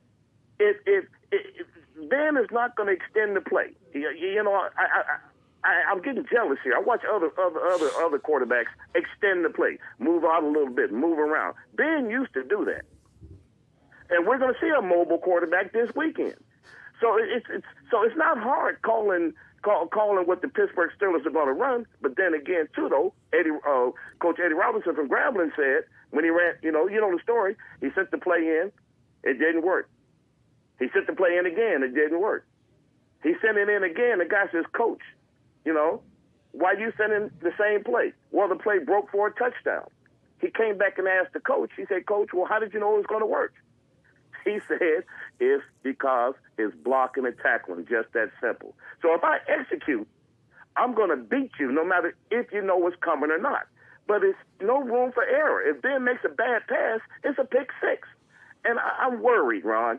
I know it's not Monday, man, but I'm worried. Help me out. Look, the beginning of the year, the Steelers were doing everything that they were supposed to do, and they jump out to an 11-0 start. Now, toward the latter end of the 11-game winning streak, it became abundantly apparent that they were starting to tail off a little bit. And even though they beat Baltimore, it didn't look really that spectacular. And then they went into a rut, a bit of a rut. They lost to Washington. They lose to the Bills. They lose to Cincinnati. Last week, gut check performance in the fourth quarter. They get past Indianapolis. Is it false hope? I don't know. The Steeler team, they're a good team. They're old in some areas, i.e. the quarterback, but he's still productive. I wouldn't throw the towel in on this team because there's a lot of talent, but I understand where you're coming from, because if you don't have a running game in the postseason, and this is why I'm worried about my Bills, if you don't have a running game in the postseason, your passing attack is not going to be as special in the regular season. Well, Ronnie, wait, hold on, Anthony. The bottom line is this. We rushed out there to be undefeated. We really didn't play anybody. I'm not proud of the fact that we beat up on the NFL East, whatever you want to call it, right? Those were 3 wins right there. And we beat the Cleveland Browns. That's 4 wins. So that's not what you call a team that's been tearing up the league. Look, I mean, you only play with what's in front of you. I mean, you're not going to be playing blue blood teams week in, week out. You play the schedule and you win the games. Here's what I'll tell you, Emmanuel. I'm a Chiefs fan. You know that. I am. If you ask me what team I'm more scared of in the AFC than anybody else, it's Pittsburgh. And the reason is they can rush with 4. They don't have to blitz. They can still score. I think their offense will get back on track after they kind of take a mental break this week because, man, they've been put through the ringer. 3 games in 12 days with an old veteran team. It definitely took its toll. I think their offense will get back on track to what they were doing to get 11-0 because I don't care who you're playing. It's the NFL. You're 11-0 for a reason. Yeah. And the Steelers are going to kind of get back to that. And then the other thing I'm scared of in the playoffs, they're a playoff team. They're going to be a different – it's kind of almost like when the Patriots used to go to the playoffs. Even if they look bad towards the end of the regular season or something, you kind of knew there was going to be a kind of switch in the playoffs that turns on, and Big Ben's going to execute in the playoffs, and the Steelers are going to be a very formidable team in the playoffs. I don't want to see them in Kansas City. That's what I'm saying. Where is Tom Brady at right now? So that didn't work with New England. Tom Brady's last pass was an interception. It comes to a point where you don't have it anymore. And I'm going to tell you this, and I'm going to get off the phone, and I want you guys to think about this because I want you to have a happy New Year. Look what Tom Brady's doing now. Tom Brady still has it. He's in the playoffs. What happened to Tom Brady in New England his last season was they had no receivers that he trusted at all, and he proved that against the Chiefs. He proved that in several games where he would force the ball to Julian Edelman because he didn't trust his rookie receivers to catch the ball even if they were open. So Tom Brady did not trust his receiving core in New England. That's why they lost in the playoffs. They were still the 3 seed. I mean, they had a really good season last year. Can I ask you a question? Yeah, ask me a question. Okay, the question is this. Do you think next year Ben is worth a salary cap hit of $34 million? You think he's worth $34 million? If Big Ben goes into the playoffs and wins you a couple playoff games, absolutely he is. You don't have an answer. You don't have an answer for Roethlisberger. That's the problem. You don't have a quarterback that's anywhere close to. Yeah, you lose Ben Roethlisberger, and then what you're sitting with, what? There's not going to be much in free agency.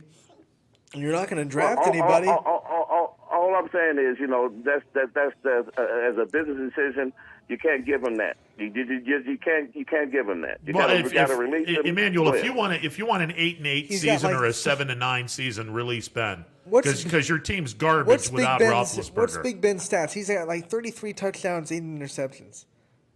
What are we talking about here? He got his team to 11-0, and then he's a little bit older, so 3 games in 12 days caught up to him. Shocker. They're going to give him a day off. He's going to get a bye week, and I'm telling you, he's going to produce in the playoffs. That's not my problem. I don't like the way he plays. He calls the plays. We throwing the ball too much. Every time he says check with me, it's a pick 6. Well, that's all I got to say. All right.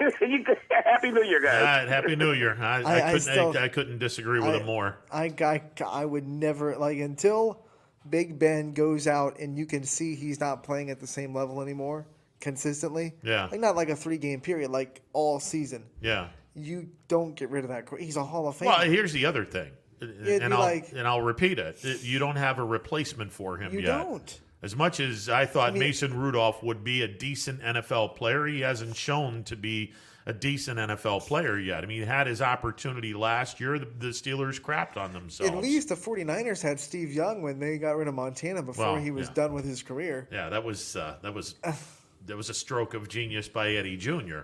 And they were able to do that. Now, that's not to say. But if they didn't have Steve Young, they would have kept Montana like a baby holds to a blanket. No, absolutely they would have. That's where the Steelers are because they don't have anybody. They don't have anybody that's going to take them to where they want to be. Now, if and this might be an unpopular opinion in Pittsburgh, but I'll say it. If the Steelers really want to go the avenue of, we may have to let go of Ben Roethlisberger at some point in time. You don't do it after the 2020 season. You acquire a quarterback that is right now in quarterback purgatory, and you give him the backup job, and you allow him to be the starting quarterback in 2022, and his name is Sam Darnold. Okay. I thought you were going to go with Carson Wentz. Carson Wentz is a lost story. No, I don't think he is because it's all mental with Carson right now. He's got the yips. And if you get physically, I think physically if he gets past the mental block, and a thing that could get you past the mental block is a new place. I think if he gets out of Philadelphia and he gets a new environment, new culture, whatever it may be, I think he can still be physically one of the more talented quarterbacks. He's not as durable. as I know want. he's glass. I get that. Yeah. He's not. That's why I said Sam Darnold, because Darnold's durable. But I think physical-wise, I'm not closing the book on Carson Wentz's career. Yeah. In my opinion. Well, no, I mean, if he goes somewhere else, And the Eagles are stuck with him, by the way. And let's be honest here for a second. I mean, if there's a couple of quarterbacks. Jimmy Garoppolo is another guy. If you get him out of San Francisco, he would not be a bad quarterback. Sam Darnold, get him out of New York and that dysfunctional Jets organization and give him an opportunity to actually have talent around him. I think he's still a good quarterback. Because they won 2 games, the Jets have no choice but to keep Sam Darnold because they lost Trevor Lawrence. Exactly. Now, here's and this was the decision of all decisions for the Jets. Even if they had gone winless, do you trade Darnold away for as much as you humanly possibly can, or do you trade that first pick and get a king's ransom and build around your quarterback, something that they've never done before? And that's now the question will never be answered because they don't have the number 1 pick anymore. Yeah, they haven't had a – jeez. You got to go back to Joe Namath the last time they had a Hall of Fame quarterback. Yeah, I mean, Vinny Testaverde wasn't Hall of Fame, but he was good enough to get you in the playoffs. Yeah, absolutely. Richard Todd back in the day. Ty Pennington got them in the playoffs, I believe. Yeah. With the big face mask. Yeah. But no one that's but it's a dysfunctional organization. It's very dysfunctional. And then you feel for a guy like Darnold because you know that he could be a good player if you just got him the hell out of that dysfunctional organization. But Wentz is a good call too.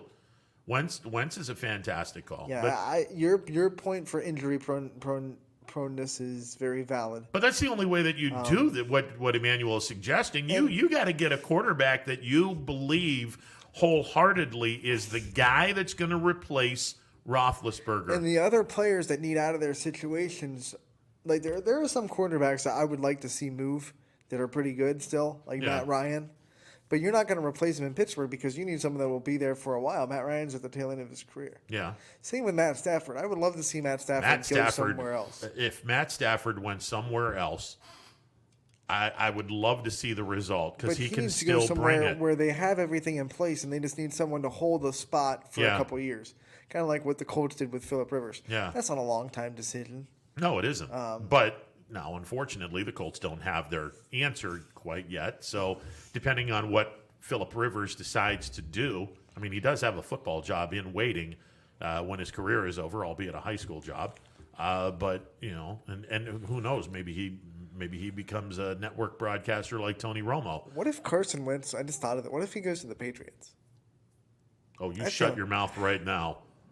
You hush your mouth right now, young man. I don't want to hear that. Come on. Why do you do that to me? Why do you do that? Now, why don't you just sit back and say, if Matt Stafford went to the Patriots, yeah, go ahead. Kick me in the balls some more here. I'm trying to celebrate a championship year in Buffalo, and you're throwing out, well, why don't we make New England better? There's something we haven't seen in a long time. Stop that with that shenanigans right now. That just seems like a hallmark Bill Belichick move to bring a guy who everyone's given up on. Well, bring him into New England and rejuvenate him. Honestly, the guy that you would in all likelihood see is the homecoming of all homecomings. And I'm not talking about TB12. He stays in Tampa. Garoppolo comes back to New England. That's a possibility. I mean, Jimmy G, he was the heir apparent to Brady. Why not? And he was one pass away from winning a Super Bowl. There you go. So it's now, obviously, I hope that they continue to have problems in that position. Keep having the problems. You guys just keep doing that. The team, honestly, the team that I am concerned with long term, Miami. Miami's one draft away from having the early 90s Buffalo-Miami rivalry that was so much fun to watch. Mm-hmm. And I hope that I hope Miami gets really good really quick because I loved watching Kelly and Marino go back and forth. They're already way ahead of schedule. They definitely are. And Brian Flores, if he's not up there for Coach of the Year, he should be. We've talked about it. There's multiple candidates for Coach of the Year. It's not just Kevin Stefanski. And I think Stefanski's done a great job, but what Flores has done in Miami is just as impressive. I think Flores is a good number. Before the little skid, I was saying Tomlin. I think what Tomlin's done is ungodly. I mean, that's an amazing job what Mike Tomlin has done this year. Absolutely, I agree with that wholeheartedly. And then McDermott, I think, what he's done has been fantastic. But I think a lot of people thought, okay, the Bills were going to be okay, but not 13-3 or 12-4. Kingsbury before. I mean, if the Cardinals get in the playoffs, what he's done with Kyler Murray in 2 years is pretty impressive as well. Absolutely. I don't think they'll give the Coach of the Year to a 9-7 team. No. But I think that's definitely a valid point. I think if the Browns get in, I think they'll give it to Stefanski. Well, I think because what you've done with such a team that you get to the playoffs for the first time since 2002. Yeah. 2002 season. That's something. That's something. No two ways about that. We're going to take a timeout. On the other side, we'll look ahead to 2021 in various sports with our regional teams and teams that we follow that nobody else does. You've got it. We'll talk a little bit about that and a little bit more. Stick around. It's a New Year's Eve edition of Running Point presented by Greenwood Chevrolet on Mahoning Avenue in Austintown. Back in a bit. It's storm season. I think we're under the gun for some heavy storms over the next couple of hours. And Storm Tracker 21 is ready. This is probably the one we're keeping a closer eye on. On air. And locally, we're going to have a lot of eyes on our area. Online. All right, let's talk high-risk futurecast and the timing of this weather. On social media and on our app. Rain will come and go tomorrow. There'll be some dry intervals. Stay ready with Storm Tracker 21. The severe weather threat now through around sunset this evening. Hi, I'm Colin Chupa. And I'm Kelsey Clem from K-Squared Marketing. Our boutique marketing firm specializes in media planning and buying, public relations, event marketing strategies, and strategic sponsorships. We can integrate our services with your existing game plan, or we can be your entire marketing team. Your goals, our game plan. Let's win together. Call K-Squared Marketing at 330-623-2730 or visit ksquared.marketing to learn more. Hi everyone, this is DJ Yoakley with Your Sports Network. We appreciate your support of YSN and welcome you to the YSN family. Our broadcast streams are brought to you live at no cost to you by sponsors that are local to this community. Without the vision and generosity of our sponsors and partners, we would not be able to bring this game to you today. So please support the great businesses and leaders that are making this game possible. And if you're a business in need of great advertising and sponsorship opportunities, feel free to head over to our site for more information on the right fit for you. We are local, we are loyal, and we are live. We are YSN. Ah, the details. Baird Brothers Fine Hardwoods is one fine ride. Perfect cornering, superb handling, sporty and stylish, power to spare, plus awesome mileage. Yeah, jaw-droppingly beautiful lines and well appointed with luxurious trim. Put more oomph in your life and start beholding the molding. Find your home's fine hardwood at BairdBrothers.com. No matter what the weather, be prepared with a reliable, efficient Ruud gas furnace or air conditioner from MP Vivo Heating and Air Conditioning. Call your energy-efficient expert, MP Vivo, today for a free estimate. Here at MP Vivo, we rely on Ruud, and so should you. Welcome back to a Thursday edition of Running Point, courtesy of Greenwood Chevrolet on Mahoning Avenue in Austintown. The MP Vivo Heating and Air Conditioning hotline open for business, 330-886-0813. That's 330-886-0813. Today, the Browns have activated Jarvis Landry, Rashard Higgins, Donovan Peoples-Jones, and Kadrell Hodge from the COVID list, so they're going to be back in the fold along with linebacker Jacob Phillips. They're all on the active roster. Unfortunately, Harrison Bryant, tight end, linebacker Malcolm Smith, safeties Andrew Cedejo, and linebacker B.J. Goodson are going to be missing Sunday's game. They were put on the COVID list. Again, the Browns offices are shut down, and the players have not been able to practice, but still, the game is supposed to go without a hitch Sunday at 1 o'clock against the Steelers. And it's crazy. The playoff concerning games important to the playoffs are being vastly affected by COVID-19. It makes you wonder, man, how much are these playoffs going to be, affected by COVID-19? God forbid one of these teams, really important players, gets COVID-19 right before their game or something. All of a sudden, they're not a playoff favorite anymore, and they go and they lose a playoff game. We could be playoff chaos in the NFL this year, and it would be completely out of control of the teams. By the way, speaking of chaos, Miami will not have the option of going with 2 quarterbacks. Ryan Fitzpatrick just tested positive for COVID-19. So no more wild throws with your face done. I don't know how he made that throw. I don't know how in the world his neck didn't break. I mean, that was painful to watch. His neck was turned almost 180 degrees. That was absurd. I don't know how he was able to survive that without having a major injury. But no, he just tested positive for COVID, so it's all Tua all the time. No Fitzmagic in Buffalo this weekend. It's got to make you happy. Well, I mean, look, Miami, if they win, hey, they belong in the playoffs. They deserve to be in the playoffs if they can win. And we'll see what happens. The same thing with Cleveland. If you can beat this team, you know what? You get your 11th win, go into the playoffs, no problem. But if on the flip side, if you can't beat the Steelers with a backup quarterback, no T.J. Watt, no Pouncey, no Ben, no one other big contributor on the defensive side of the ball, frankly, you don't deserve to be in the playoffs. There you go. Just COVID or no COVID, you don't deserve to be in the playoffs if you can't beat a team with a backup quarterback, a backup center, and a backup linebacker, and a backup pass rusher. It's like a glorified preseason game with playoffs on the line. Yeah, this is where crazy. If you were to do some gambling on football, you don't do anything in week 17. No. You just sit back and say, yeah, okay, we're good. Well, if you're going to do it, you do it on the games that don't have playoffs. Exactly. Because then, okay. Exactly. All right, 2021 appearing into, and let's throw some predictions. We've done a little predictions in terms of the local winter sports and the spring sports.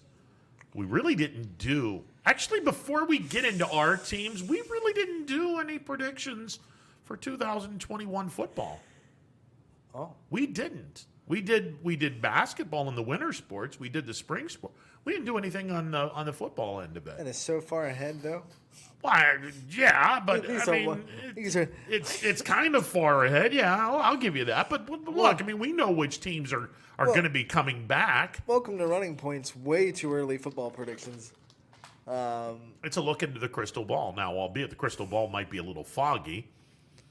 Well, we'll do the obvious ones. Fitch and Springfield are going to have really successful seasons. Yeah, you would think. Barring any injuries, and we knock on wood with that, both of those programs should be good. Things into the universe. What's that? You said you yell at me for saying things into the universe. Well, no, I mean, I just, I mean, it's obvious. I mean, in a perfect world where everything is equal, those two teams are going to stick out. I think Ursuline is another program that is going to be a lot of fun to watch this year. I think South Range will be a lot of fun to watch. Now they lose quite a bit, and I think you could say the same thing for Crestview. But both of those teams, they're coached exceptionally well, and I think they'll both find a way to get them youngins a little bit of time. Now, here's where last year may have been a little bit hard for the kids. You had a small season, so you didn't get a lot of playing time for those kids. So I think that transition will be a little more lengthy this year, this coming football season, than in previous years. But I think that South Range and Crestview will both continue to be strong. Whoever's stepping into the Poland job is stepping into a gold mine. Whoever's stepping into the Boardman job is stepping into a gold mine. Now, I will repeat what I've said. Don't go away from where you're really, really good. And that's 5 guys, really big, run the ball, and, occasionally throw it, but you should be running and running and running. And when you need to throw the ball, you can throw the ball. But that predicated offense should be run to set up the pass because Boardman is ginormous up front. They're big boys up front. And let's talk about some teams that maybe struggled a little bit this year that we expect to make a big jump. I think Liberty can be a lot better this year. I think they will be. I saw a lot of potential this last year. I think this year, we can see a lot from Liberty. I think Camel can be a lot better. You read my mind. I think Camel is definitely going to be a lot better in 2021. I think that they're going to be a fun team to watch. And then if I go down to Columbiana County, I'll say it not because Matt's a good friend. I'll say it because I think he's going to turn that program around. I think Lisbon's going to be a lot of fun to watch and it'll be short spurts of growth, but he's getting that program turned around. Columbiana won't stay down for long. No. I think Jackson Milton will keep up their couple years of excellence and winning. I think they maybe take the next step, get into the playoffs again. I like what LeBray's doing. Yeah. I think they might be a team that kind of takes that conference away from Brookfield. Well, let's remember that Garrettsville-Garfield is now into that conference. You're right. And that's that'll be tough. But the G-men are going to be heard from in that conference. They will. Yeah, they're going to be heard from in that conference in a big way. I think Struthers is going to be a lot better. I think Struthers will be an awful lot better. I think Girard is going to be fun to watch again. They always are, but they'll be fun to watch. Girard never stays down for long, and it looks like that the last 4 games of their season, their offense really started to click. Yeah. And if they carry that over into this year, then Girard can really be back to where they were a couple years ago. I'm hoping that Bill Boren gets the numbers in Matthews. He's 5 wins away from 300 for his career. And if he can get the numbers, maybe Matthews accomplishes 300 pretty quickly, as in this year. And you just get the numbers and get that program back going again. And I think that Coach Boren will certainly do that. What do you think? Can Latonia keep building? I mean, I know they lose Marco Ferri, and that's going to be something to deal with. This is an interesting program. Yeah, Marco's going to be gone, and with that, most of your offense is going to be gone. But there's still some really nice pieces amongst the offensive line, even though they lose Shepard, which was an all-state player. There's still some really nice pieces in Leetonia. I don't know if they can have the kind of year that they had last year where everything kind of fell into place for them. But there's some talent on this team, and talent that's coming up. Even though the junior high program didn't fare all that well, there's some kids that a little bit of seasoning, a little bit of gaining weight. They could make their mark. The Sebula kid, from what I understand, broke a record that stood for 38 years, most sacks in a season. I want to say 38 years. That record was in existence, and he broke it as a true freshman. So that speaks volumes. And then 38. 38 years. Oh, in my mind, I was saying 38 sacks. I was no. 38 years. No, he broke the record for most sacks in a season. I think most sacks in a season was 12 or 13 for the year, which. He was able to break. Brain fart 2 hours into the show. Yeah, that's all right. That's all right. There's talent there. I don't know if they're going to be able to be on that same plateau. And losing a kid like Marco Ferri, I mean, good God. When you talk about running backs, he might have been the best running back as far as carrying the ball in this area. That not many people heard of because Division 7 isn't, all that great in terms of publicity. Let's go to Tony. Tony, you're on the MP Vivo Heating and Air Conditioning Hotline. What's going on, Tony? Well, Happy New Year, guys. Happy New Year. Hey, intrigued. I don't know if you guys talked about it. I've been betwixt and between the last few days. Are you surprised that the Steelers aren't playing for playing for the win, or you think that it was too much of a gamble at this point? No, they need the bye weeks like bad. They need rest. So I'm not surprised that they're taking a little bit of a break here. Yeah, I spoke to Aditi Kinkabwala. Just say Aditi. Yeah, just say Aditi. I spoke to her prior to Tomlin's press conference, and she alluded to the fact, hey, don't be surprised if they sit Ben, because the manufactured bye was after the third game of the season, so they had played 12 consecutive games, and Tomlin felt that, okay, he's going to need rest, and T.J. Watt now is not going to play, and Pouncey's not playing, and one or two other veterans aren't going to be playing either. So, they're essentially gift wrapping a playoff spot to the Browns. Now, whether the Browns can conquer COVID and field a halfway functional team and knock off Pittsburgh on Sunday, that remains to be seen. Well, that also begs the question, is that an insult to the Browns, too? Hey, we'd much rather see you down the road in the playoffs potentially than some of these other teams. Well, and that's an interesting point, because, look, I mean, if Cleveland wins, they are going to probably stay at the 7 unless something were to happen to Miami, Indianapolis, Baltimore. And the one team that might, now that news broke in the last 15 minutes that Ryan Fitzpatrick tested positive for COVID, and it's now Tua Tagovailoa all the time for Miami, there is now that very real possibility that Buffalo beats Miami, and now Miami loses out a playoff spot. So you could very well see a rematch, or you could see a Browns-Bills first-round matchup. Yeah. Plus, I think if you're the Bills and you're resting anybody, I think you let your defense have at them. I think the defense has a momentum thing going, and you just let them play. 57 right now, Epinesa. My goodness, he's playing pretty well right now. Let him have some fun. And I didn't think that was a horrible hit he had last game, by the way. No, I thought it was garbage that they called it. It was cheap, but I mean, it's unfortunately that's what the NFL's turned into, borderline. And I'm being kind when I say borderline. Those things will get a flag. I was concerned about Beasley. I still haven't heard anything on what's going on with him. He's definitely out for this game, and may very well be out for the first round of the playoffs. We'll see what happens. From what I read, it sounds like a strained medial collateral ligament. And nobody really said anything, but just references they made. It sounds like a strained medial collateral.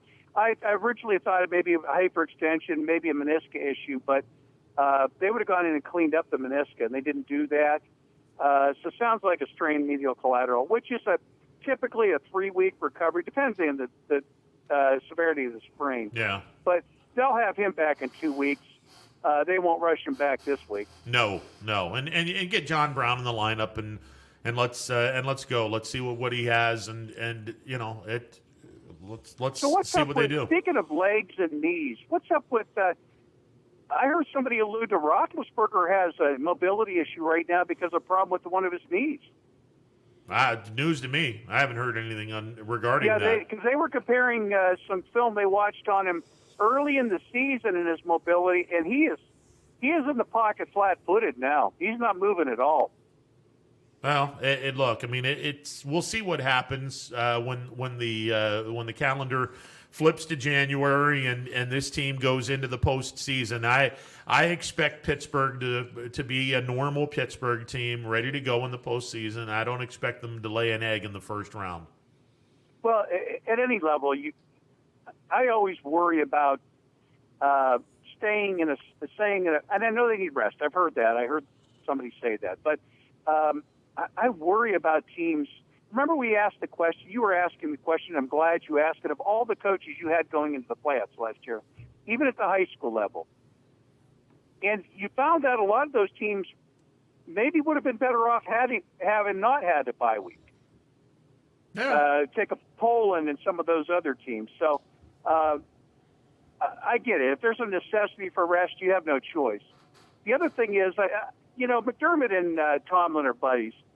are you going to get in a situation where you're fighting with your buddy, have an arms race with your buddy for a bye week in a stadium that's not really going to be a home field advantage anyway?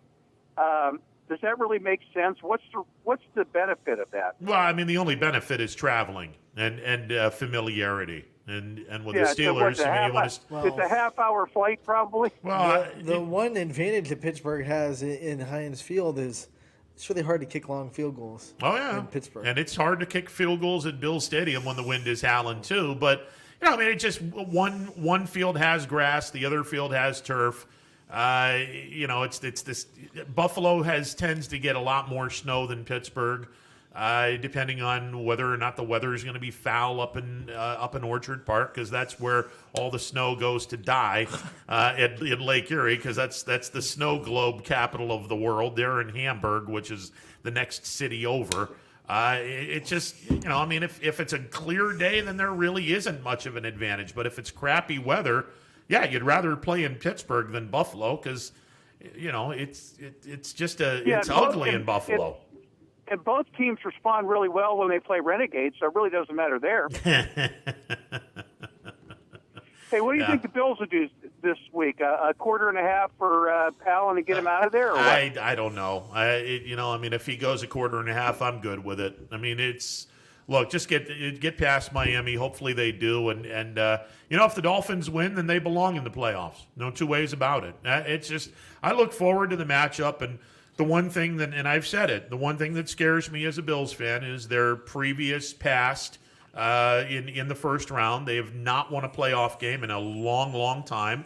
And the fact that they have not run the ball very well, you got to run the ball in the postseason if you're going to have any kind of success. And, hopefully they'll get it done. What about the addition of Stills? Well, it would be nice if the Stills were added. Yeah. Well, that tells me something about John Brown. If you add Stills, if you feel obligated to add Stills, John Brown's the over the top kind of guy, take the top off the defense kind of guy. That's what Stills brings. They're both 4-3-5 kind of guys. Yeah, I mean, if you have a healthy John Brown, that assuming Beasley comes back, if you have a healthy John Brown, good God, that offense becomes more dangerous. Yeah, but you got to run the ball. 2 weeks for. Yeah. 2 weeks for Beasley. Hope and pray that happens. Okay. Good enough, guys. Happy New Year. That's what I really called to talk about. Any chance I get to... by the way, it was nice to see the receiver get the Player of the Week, but I was really pulling for... No. There's no two ways. Diggs deserved that award for Player of the Week. Holy smokes, did he ever. He had a heck of a nice game. Yeah, and don't get me started on. Somebody was getting him the ball too. Well, that's true, but don't get me started on Cuomo talking about how Buffalo is going to be the first team to have fans in the stands. That guy's such a clueless knucklehead; it's not even funny. And for a later time, if you are giving the COVID test to these people and having prohibitive restrictions or prescriptive restrictions on them, put 40,000 people in the stadium. I would, and I'm a baby about this thing. I'm really wimpy about this thing, and I would go with everybody having COVID tests. Well, here's the problem. I mean, those that are out of state, you're going to have to quarantine allegedly for 2 weeks because if Ohio is at one of the states that you're not allowed to go into New York. If you go into New York, you got to quarantine for a couple. Get this out of here. I mean, just get it out of here. If you're going to put people in the stands, then let's put people in the stands responsibly and not make a production out of it and not make an ass of yourself like Cuomo did by sitting back and saying, well, we're becoming the first stadium. No, you're not, because there's going to be 16,000 Browns fans in Cleveland watching the Browns play the Steelers. You're not the first state. And don't jump on the Bills bandwagon because they're the only team in Western New York when everyone knows that you're a Giants fan. Shut the hell up and just get away.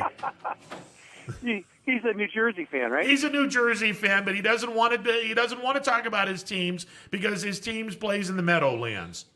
Hey, you guys were talking about quarterback. I caught it briefly, but now, do you think Darnold's staying in New York now? Yeah. Well, absolutely. And if the Jets were smart, they'd trade their first pick and trade down and get a plethora of picks so they can work something around Darnold. Okay, what happens to the quarterback at the 49ers? Where's he go? I don't know, but Anthony and I were talking about Carson Wentz, and I hate saying this, and Anthony brought it up, and now I still can't get this thought out of my mind. Carson Wentz to New England would be screams Bill Belichick. He screams Bill Belichick, and that just that doesn't sit well with me. Yeah, I'd much rather for the big guy he is, though. He's had an injury prone. Oh, there's no question. That's a valid point. No question about that. No question. So, but so did Brady when he was younger too, didn't he? Well, he had the one. He just had one ACL. Yeah, they had the one injury, and they went 12-4 that year, or no, 11-5 that year, with and didn't Matt get Castle to the playoffs. Yeah, but they had What's Matt Chicago? Castle. What's Chicago doing next year for quarterback? Well, I mean, with the way Trubisky's his rejuvenation, I don't know if you trust it, but yeah, I mean, can you imagine if he gets into the playoffs? That's a crazy story. You have to pat on the back for we that. Were dead on Trubisky. I like this guy. You got to pat Nick Foles on the back. Nick Foles is the guy who will come in and keep his mouth shut and sit on the bench and do everything he can to nurture a young quarterback and bring him along. I think he brought a lot to the program, and he and Nagy are best buddies. So he helped that kid along with his development. Yeah, just like Fitzmagic has helped Tua along. Oh, wonderful. Pat him on the back, too. You love to see that. Okay, you guys have had decent careers. You're not going to the Hall of Fame. Do what you can, and, any chance you get, produce some numbers. Otherwise, help the young kids out. That's great. Yeah, Fitzmagic is a modern-day Earl Morrall, going way back in the back. So what are the Browns going to do for a good quarterback? Well, that's talk to you later. That's their problem. I knew you'd probably get a dig in there somehow. He's got to get a jab. You got to get the jab into to the organization. Look, hey, Baker's had a good year. I got no problems with Mayfield. He's had a good year now. Throwing 50-plus times with all four of your receivers not in the lineup, that was kind of weird, but I thought he outthought himself, he being Stefanski, but, it is what it is. Now you got a one-game playoff, and if you can beat the Steelers, you're in the playoffs. If not, sorry about your luck. You don't deserve to be in the postseason. And your playoffs are going to be probably against the Buffalo Bills. That matchup, the more I think about it, it could be interesting. It just depends on whether or not the Bills are... And I think I read a stat somewhere. The first 6 games of the year, the Bills were 30th in defense. And since the 6th game, they're 9th in the NFL in defense. So the defense has shored itself up somewhat. Their weakness is run defense. You're right. And that's where this game, if the Browns do play Buffalo, this could be interesting because, look, Nick Chubb and Kareem Hunt, that's a pretty formidable pair. This would be an interesting affair. And the best way to keep Buffalo from scoring is to keep that high-powered offense on the sideline. And if you can go 6, 7, 8 minutes at a time cranking out the run game, they got a shot. That's we'll see what happens. They got to get past Pittsburgh first. They got to win. They got to win a game to get into the postseason. Otherwise, you got to hope and pray that Indianapolis loses to Jacksonville. Spoiler alert, that's not happening. You got to hope that Baltimore loses to Cincinnati. Spoiler alert, that ain't happening. Or Titans lose to Texans, right? And of the 3, that's probably the most likely. The way J.J. Watt aired everybody out. Oh, I love that. I love that press conference, I kind of thought that, when I saw that, I was like, they're going to ball out next week.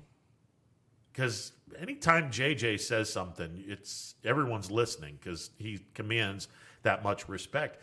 I think that Houston's going to ball out on Sunday. I really do. By the way, one of the New Year's resolutions for me is Houston Texans. Stop wasting Deshaun Watson's life.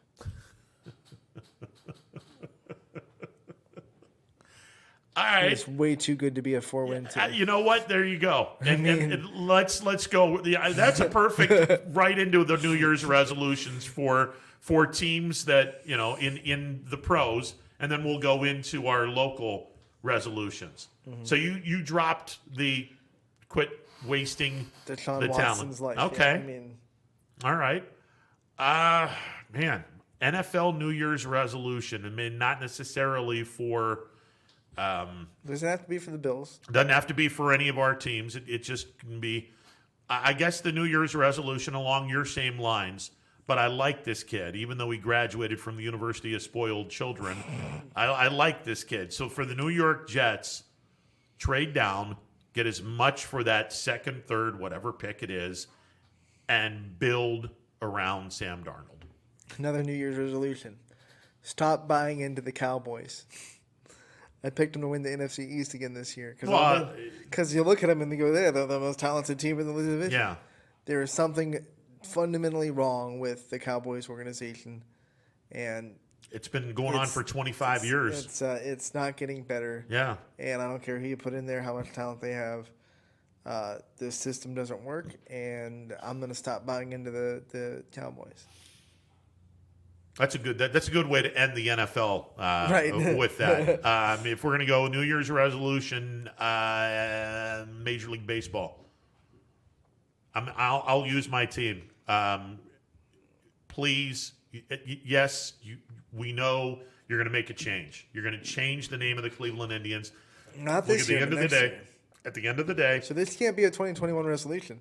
No, because it's not changing this year. But you can gamble. But you can gamble on knowing that if you hit a home run with your product, with your name, and you know that people are going to buy your gear, you're going to have extra money. Not to mention the fact you're going to get extra money from your television contract, which is coming up very shortly as well. Please sign Francisco Lindor to a contract and just have faith in your choice for whatever name you're going to use to name the franchise.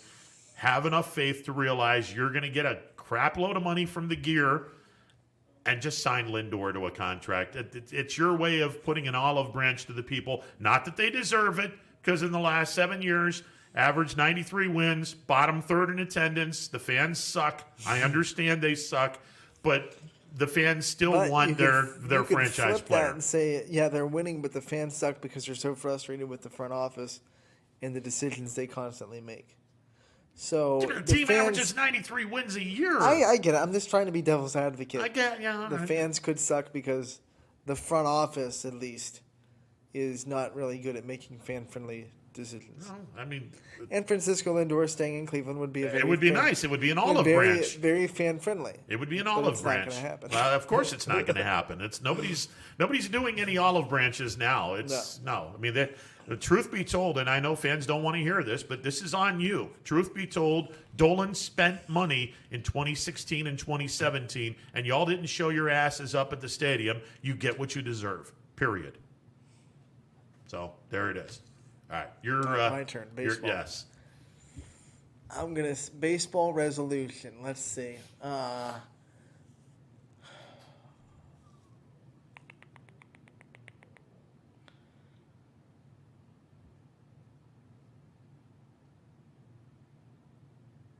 feel like we should do the late great Alex Trebek and the Jeopardy theme. I wasn't prepared for baseball. Okay. Well, one, have a legitimate season. No more 60 games. Oh yeah. That goes without saying. That's definitely goes without saying. Keep the playoffs the way they were. I liked the extra team. Okay. In there. Keep I like the extra enthusiasm towards the end of the season. I like the fact that more teams were in it at the end. I don't think it watered down the postseason. No, it was okay. I like the postseason the way it was. It was all right. So keep rolling with this postseason format. Okay. All right. And if we're going to go into labor negotiations, look, just don't have a long strike because you'll just kill your sport. Just don't have a long strike. I mean, it just get it done somehow. Don't do what you did trying to come back from COVID-19 when you took a lot longer than you should have because you had so many problems with communication and players wanting money and stop the we don't trust you, you don't trust us bull crap. Just stop that. Go to the bargaining table faithfully and just have a good conversation and start with what you agree on and branch out. I don't want a stoppage in baseball. All right, what's next? Basketball. So okay, you can go college, you can go pros. I'll do this because last night Becky Hammon became the first female coach to actively after coach the Popovich team. got thrown out. Right. Yeah. Make Becky Hammon a head coach in the NBA. That's not out of the realm of possibility. She's put in all the work. Yes, she has. She's proven that she can do it. Yes, she has. She's coached them in the spring, in the summer league. Yep. Give her a shot.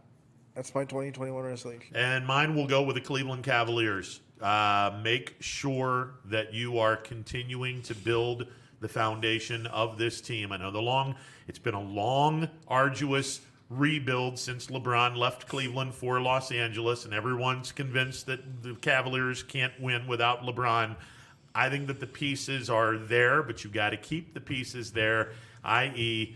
Andre Drummond, get him a contract, keep him in Cleveland, and let's continue to build the process. Honestly, I think if this team is healthy, they are a top 8 team in the Eastern Conference. Not top 4, probably more like 7 or 8, but they're getting there. This youth that they have, along with the experienced guys, I love the mix. I just do. As far as college basketball, let's just have March Madness again. Oh, thank you. Yes. I miss it. Yes, and March Madness with Youngstown State would be so much fun.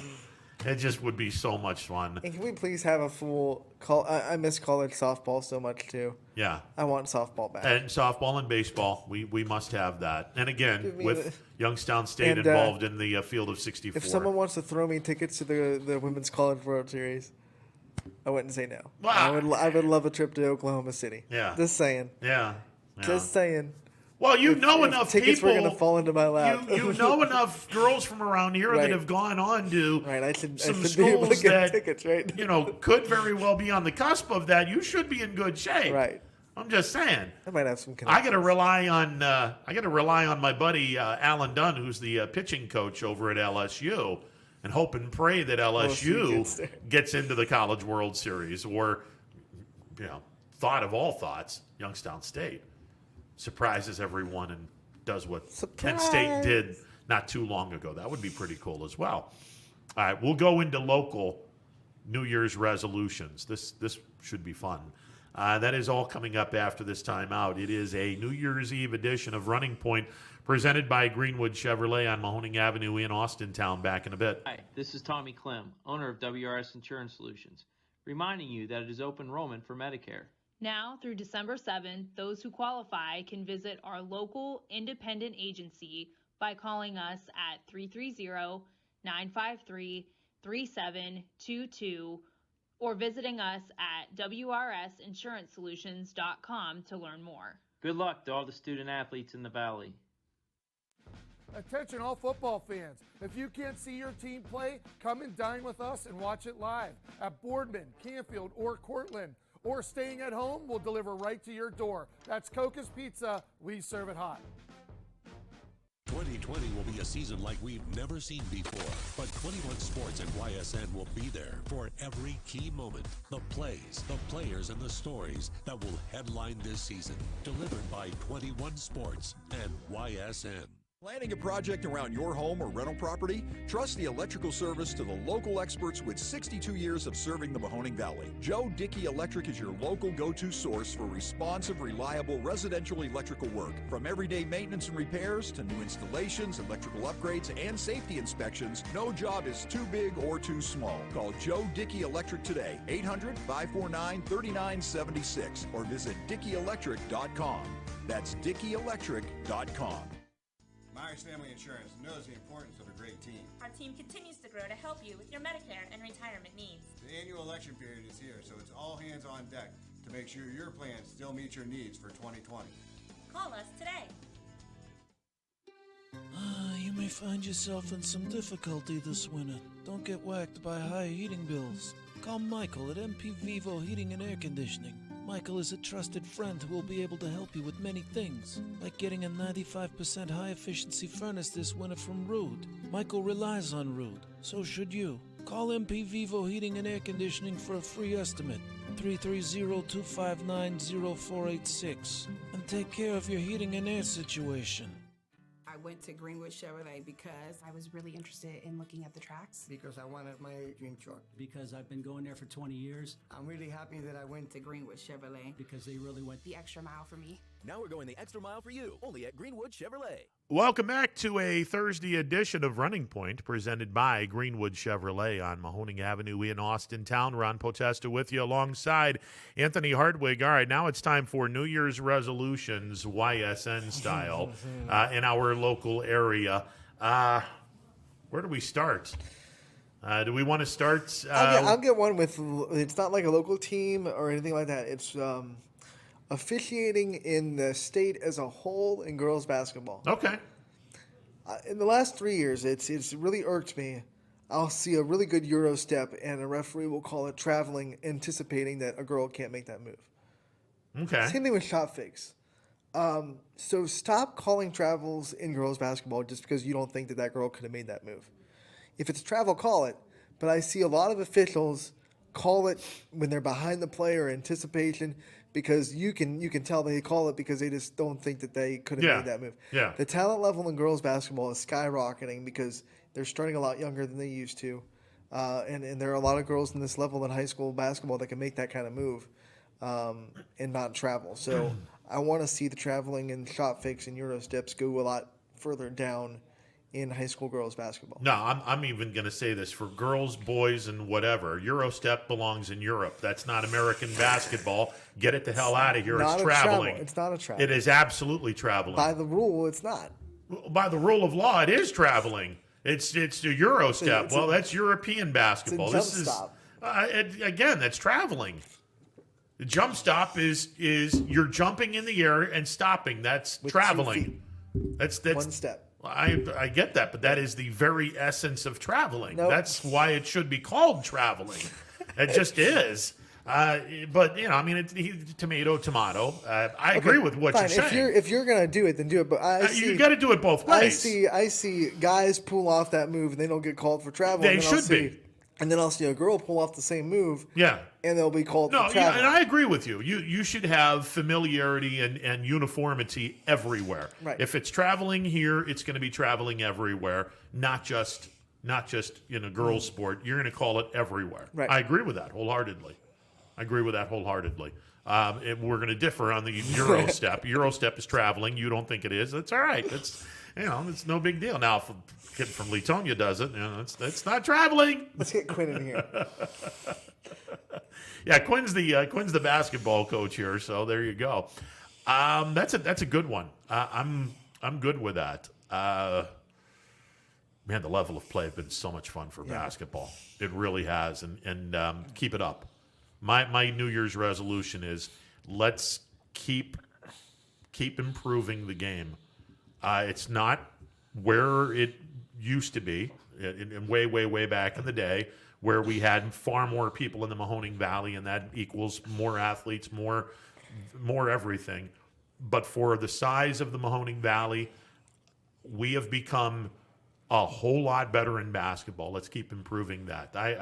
I would love to continue to see solid basketball night in, night out. That's something that I definitely want to see more of. And it starts with more and more programs focusing on the youth basketball. Yeah, absolutely. And it's starting to become very, there aren't too many programs that don't at this point anymore. But if you don't, then get on that wagon and start building up your youth program. Yeah, it's not about when these kids get into high school. or when they just start 7th grade. Let's teach these. No. You got to teach these kids as far back as 3rd grade. Even if you're having it is enough. You have to be a part of it. Like I don't like the high school coaches they'll have a youth program, but you'll never see them there. No, you got to be a part of it. And they'll just be like, hey, you just go do what you want to do. I trust these people to take care of it, and then they'll just take care of it. Yeah. I don't like high school coaches that have nothing to do with their middle school programs. You must have accountability for that. Don't micromanage your middle school programs, but at the same time, don't be completely absent to your middle school program. Agreed wholeheartedly. Baseball and softball. It's simple. Have a season. Amen. Amen. Can we please have a season?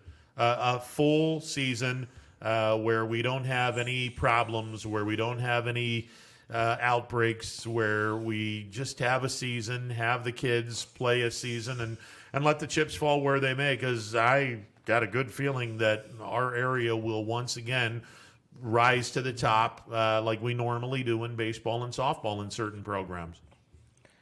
I know it's a simple resolution, but it's No, I agree with it. It's called for spring. I agree with it. We didn't even have a season last year. And so. for and this goes beyond. Let's go back to the B League, and let's have a full season, which includes the NABF World Series. Now, this is just a personal observation, and I'd love to see the B League do this. Not that they're going to, but there's a team in Cincinnati that the area has not seen in a very long time. I would love to see someone from the B League play Cincinnati Midland. It's been a long, long, long time since anyone from our area has gone to their place or they've come up, and I would love to see what our area can do against the beast of Ohio, Cincinnati Midland. That is a tremendously run organization. And this goes from it's local because there are a lot of kids in the spring sports that are looking to go play in college. Don't extend the dead period past what you already have it as. I mean, it's already in April. Yeah. Don't make it worse. Don't say, hey, we're going to extend it through the summer. I mean, no. Scouting in baseball and softball is so hard when you're not there for these college coaches to really see what you're doing off the field, see what your body language is. I think it's one of the harder sports to just simply watch tape and get a sense of what you're recruiting. Exactly. So let's cut off the D1 dead period, because D2 and D3 are they're free to recruit. So why is D1 still in a dead period? Yeah, now you've already got a bad disadvantage in that you're in a very cold climate up here. Right. I mean, you might as well, open this thing up and give these guys an opportunity to try to get a better class together. No more summers with coach watching GoPros in the cages of softball fields. Yeah, they're done with that. Yeah, let's stop. Yeah, and let's also embrace one thing that is going to be coming through: the horrible mistake and I still believe it is a mistake what Major League Baseball has done, killing minor league baseball at the lower levels. But out of the ashes of a tremendously stupid decision is coming what could be, if it is marketed, and that's a key word, which baseball doesn't do very well, if this is marketed and if this is run against something Major League Baseball doesn't do very well. But I want to be optimistic because Major League Baseball, as the 32 franchises, don't do that very well. But the minor league marketing to these little communities is always phenomenal. No, but it's a separate entity. So I think that if you keep letting these teams, whether they're in the MLB draft league, but if you let them run their own marketing department, we're going to have fun. They're going to have fun. Yeah, and I think the Scrappers will have fun with this, and I think you'll see a better product on the field because you're going to be seeing some really good college eligible and high school eligible kids that are going to be vying for a higher position in the draft. Now, you won't see the slam dunk first rounders because they got nothing to play for. Second rounders, you could see a couple of them, low second rounders wanting to jump into the first round. It's going to be a glorified. The NFL has their scouting combine. It's going to be 70 games or 65 games worth of a scouting combine. It's going to be fun to watch. And it's going to be like the college wood bat leagues that kids go and play in the summer. Yep. I mean, that's what it's. But a better brand. But a much better brand. So and hopefully the area embraces it, even though we're not. It's not an Indians farm team. Hopefully the area embraces. I feel like it'll bring in more people because now you're not. I mean, I know Indians fans are a majority, but now it'll bring in every fan. They can go watch someone that maybe their team's going to try to get. And, there will still be players that the Indians are looking at there. I'm sure the Indians will have more eyes on the Scrappers than any other team because they're local. They can just, be right there. Jersey giveaway nights are going to be so much fun because a lot of these kids, they're going to wind up getting drafted. We asked, but with like the deal with if they're going to get paid or not, like if they're a junior in college, can they have their jerseys given away? Because I know that name and likeness thing won't be in effect yet. I don't believe. No, it won't be. So those things, it's coming, but it's not here yet. Those things are going to be a lot of fun to watch. Yeah. Finally, we get into football, and then we get out of here. High school football resolution for the 2021 season. Let's see. They're going to have 12 teams in the playoffs, so that's going to be fun. I think that's enough. I'm going to call out and say, Boardman, go outside of your Boardman bubble. And I think there are some, I don't know who the last 7 are, but I know there are some really good coaches out there a little bit outside of your bubble that you might want to take a really good look at. I will, and this is not directed to any public school per se. It's directed to all of them. We have not seen a public school win a state championship in the 21st century. We came so close. We have come close, but the close doesn't count. As close as you can get. You got to get the job done. So all you public schools, one of you, would you please become the first public school since Poland in 1999 to win a state championship? We came so close. Oh, we came damn close. Final thoughts coming up in a bit. Stick around. Beard Brothers remains your source for fine hardwood products. For the time being, we're open for customer pickup only on weekdays, 9 a.m. to 4 p.m., and Saturday from 9 a.m. till noon. Place your order online at BairdBrothers.com.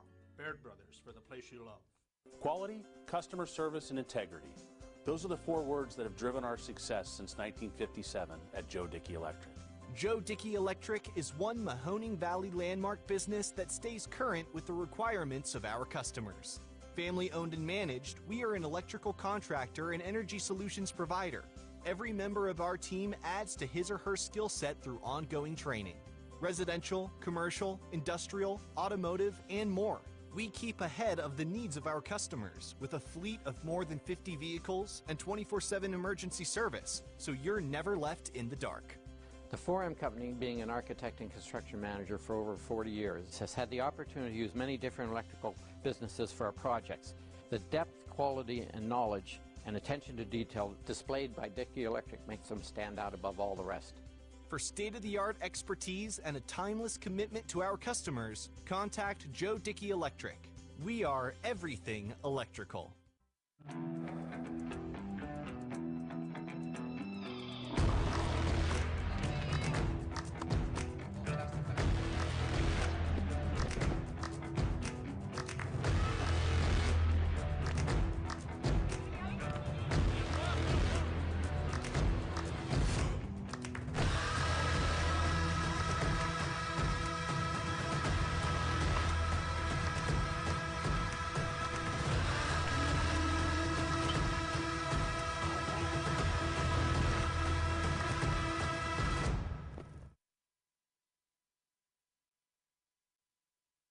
Armstrong Local Programming has always delivered an exclusive and unique perspective on the very best events your region offers.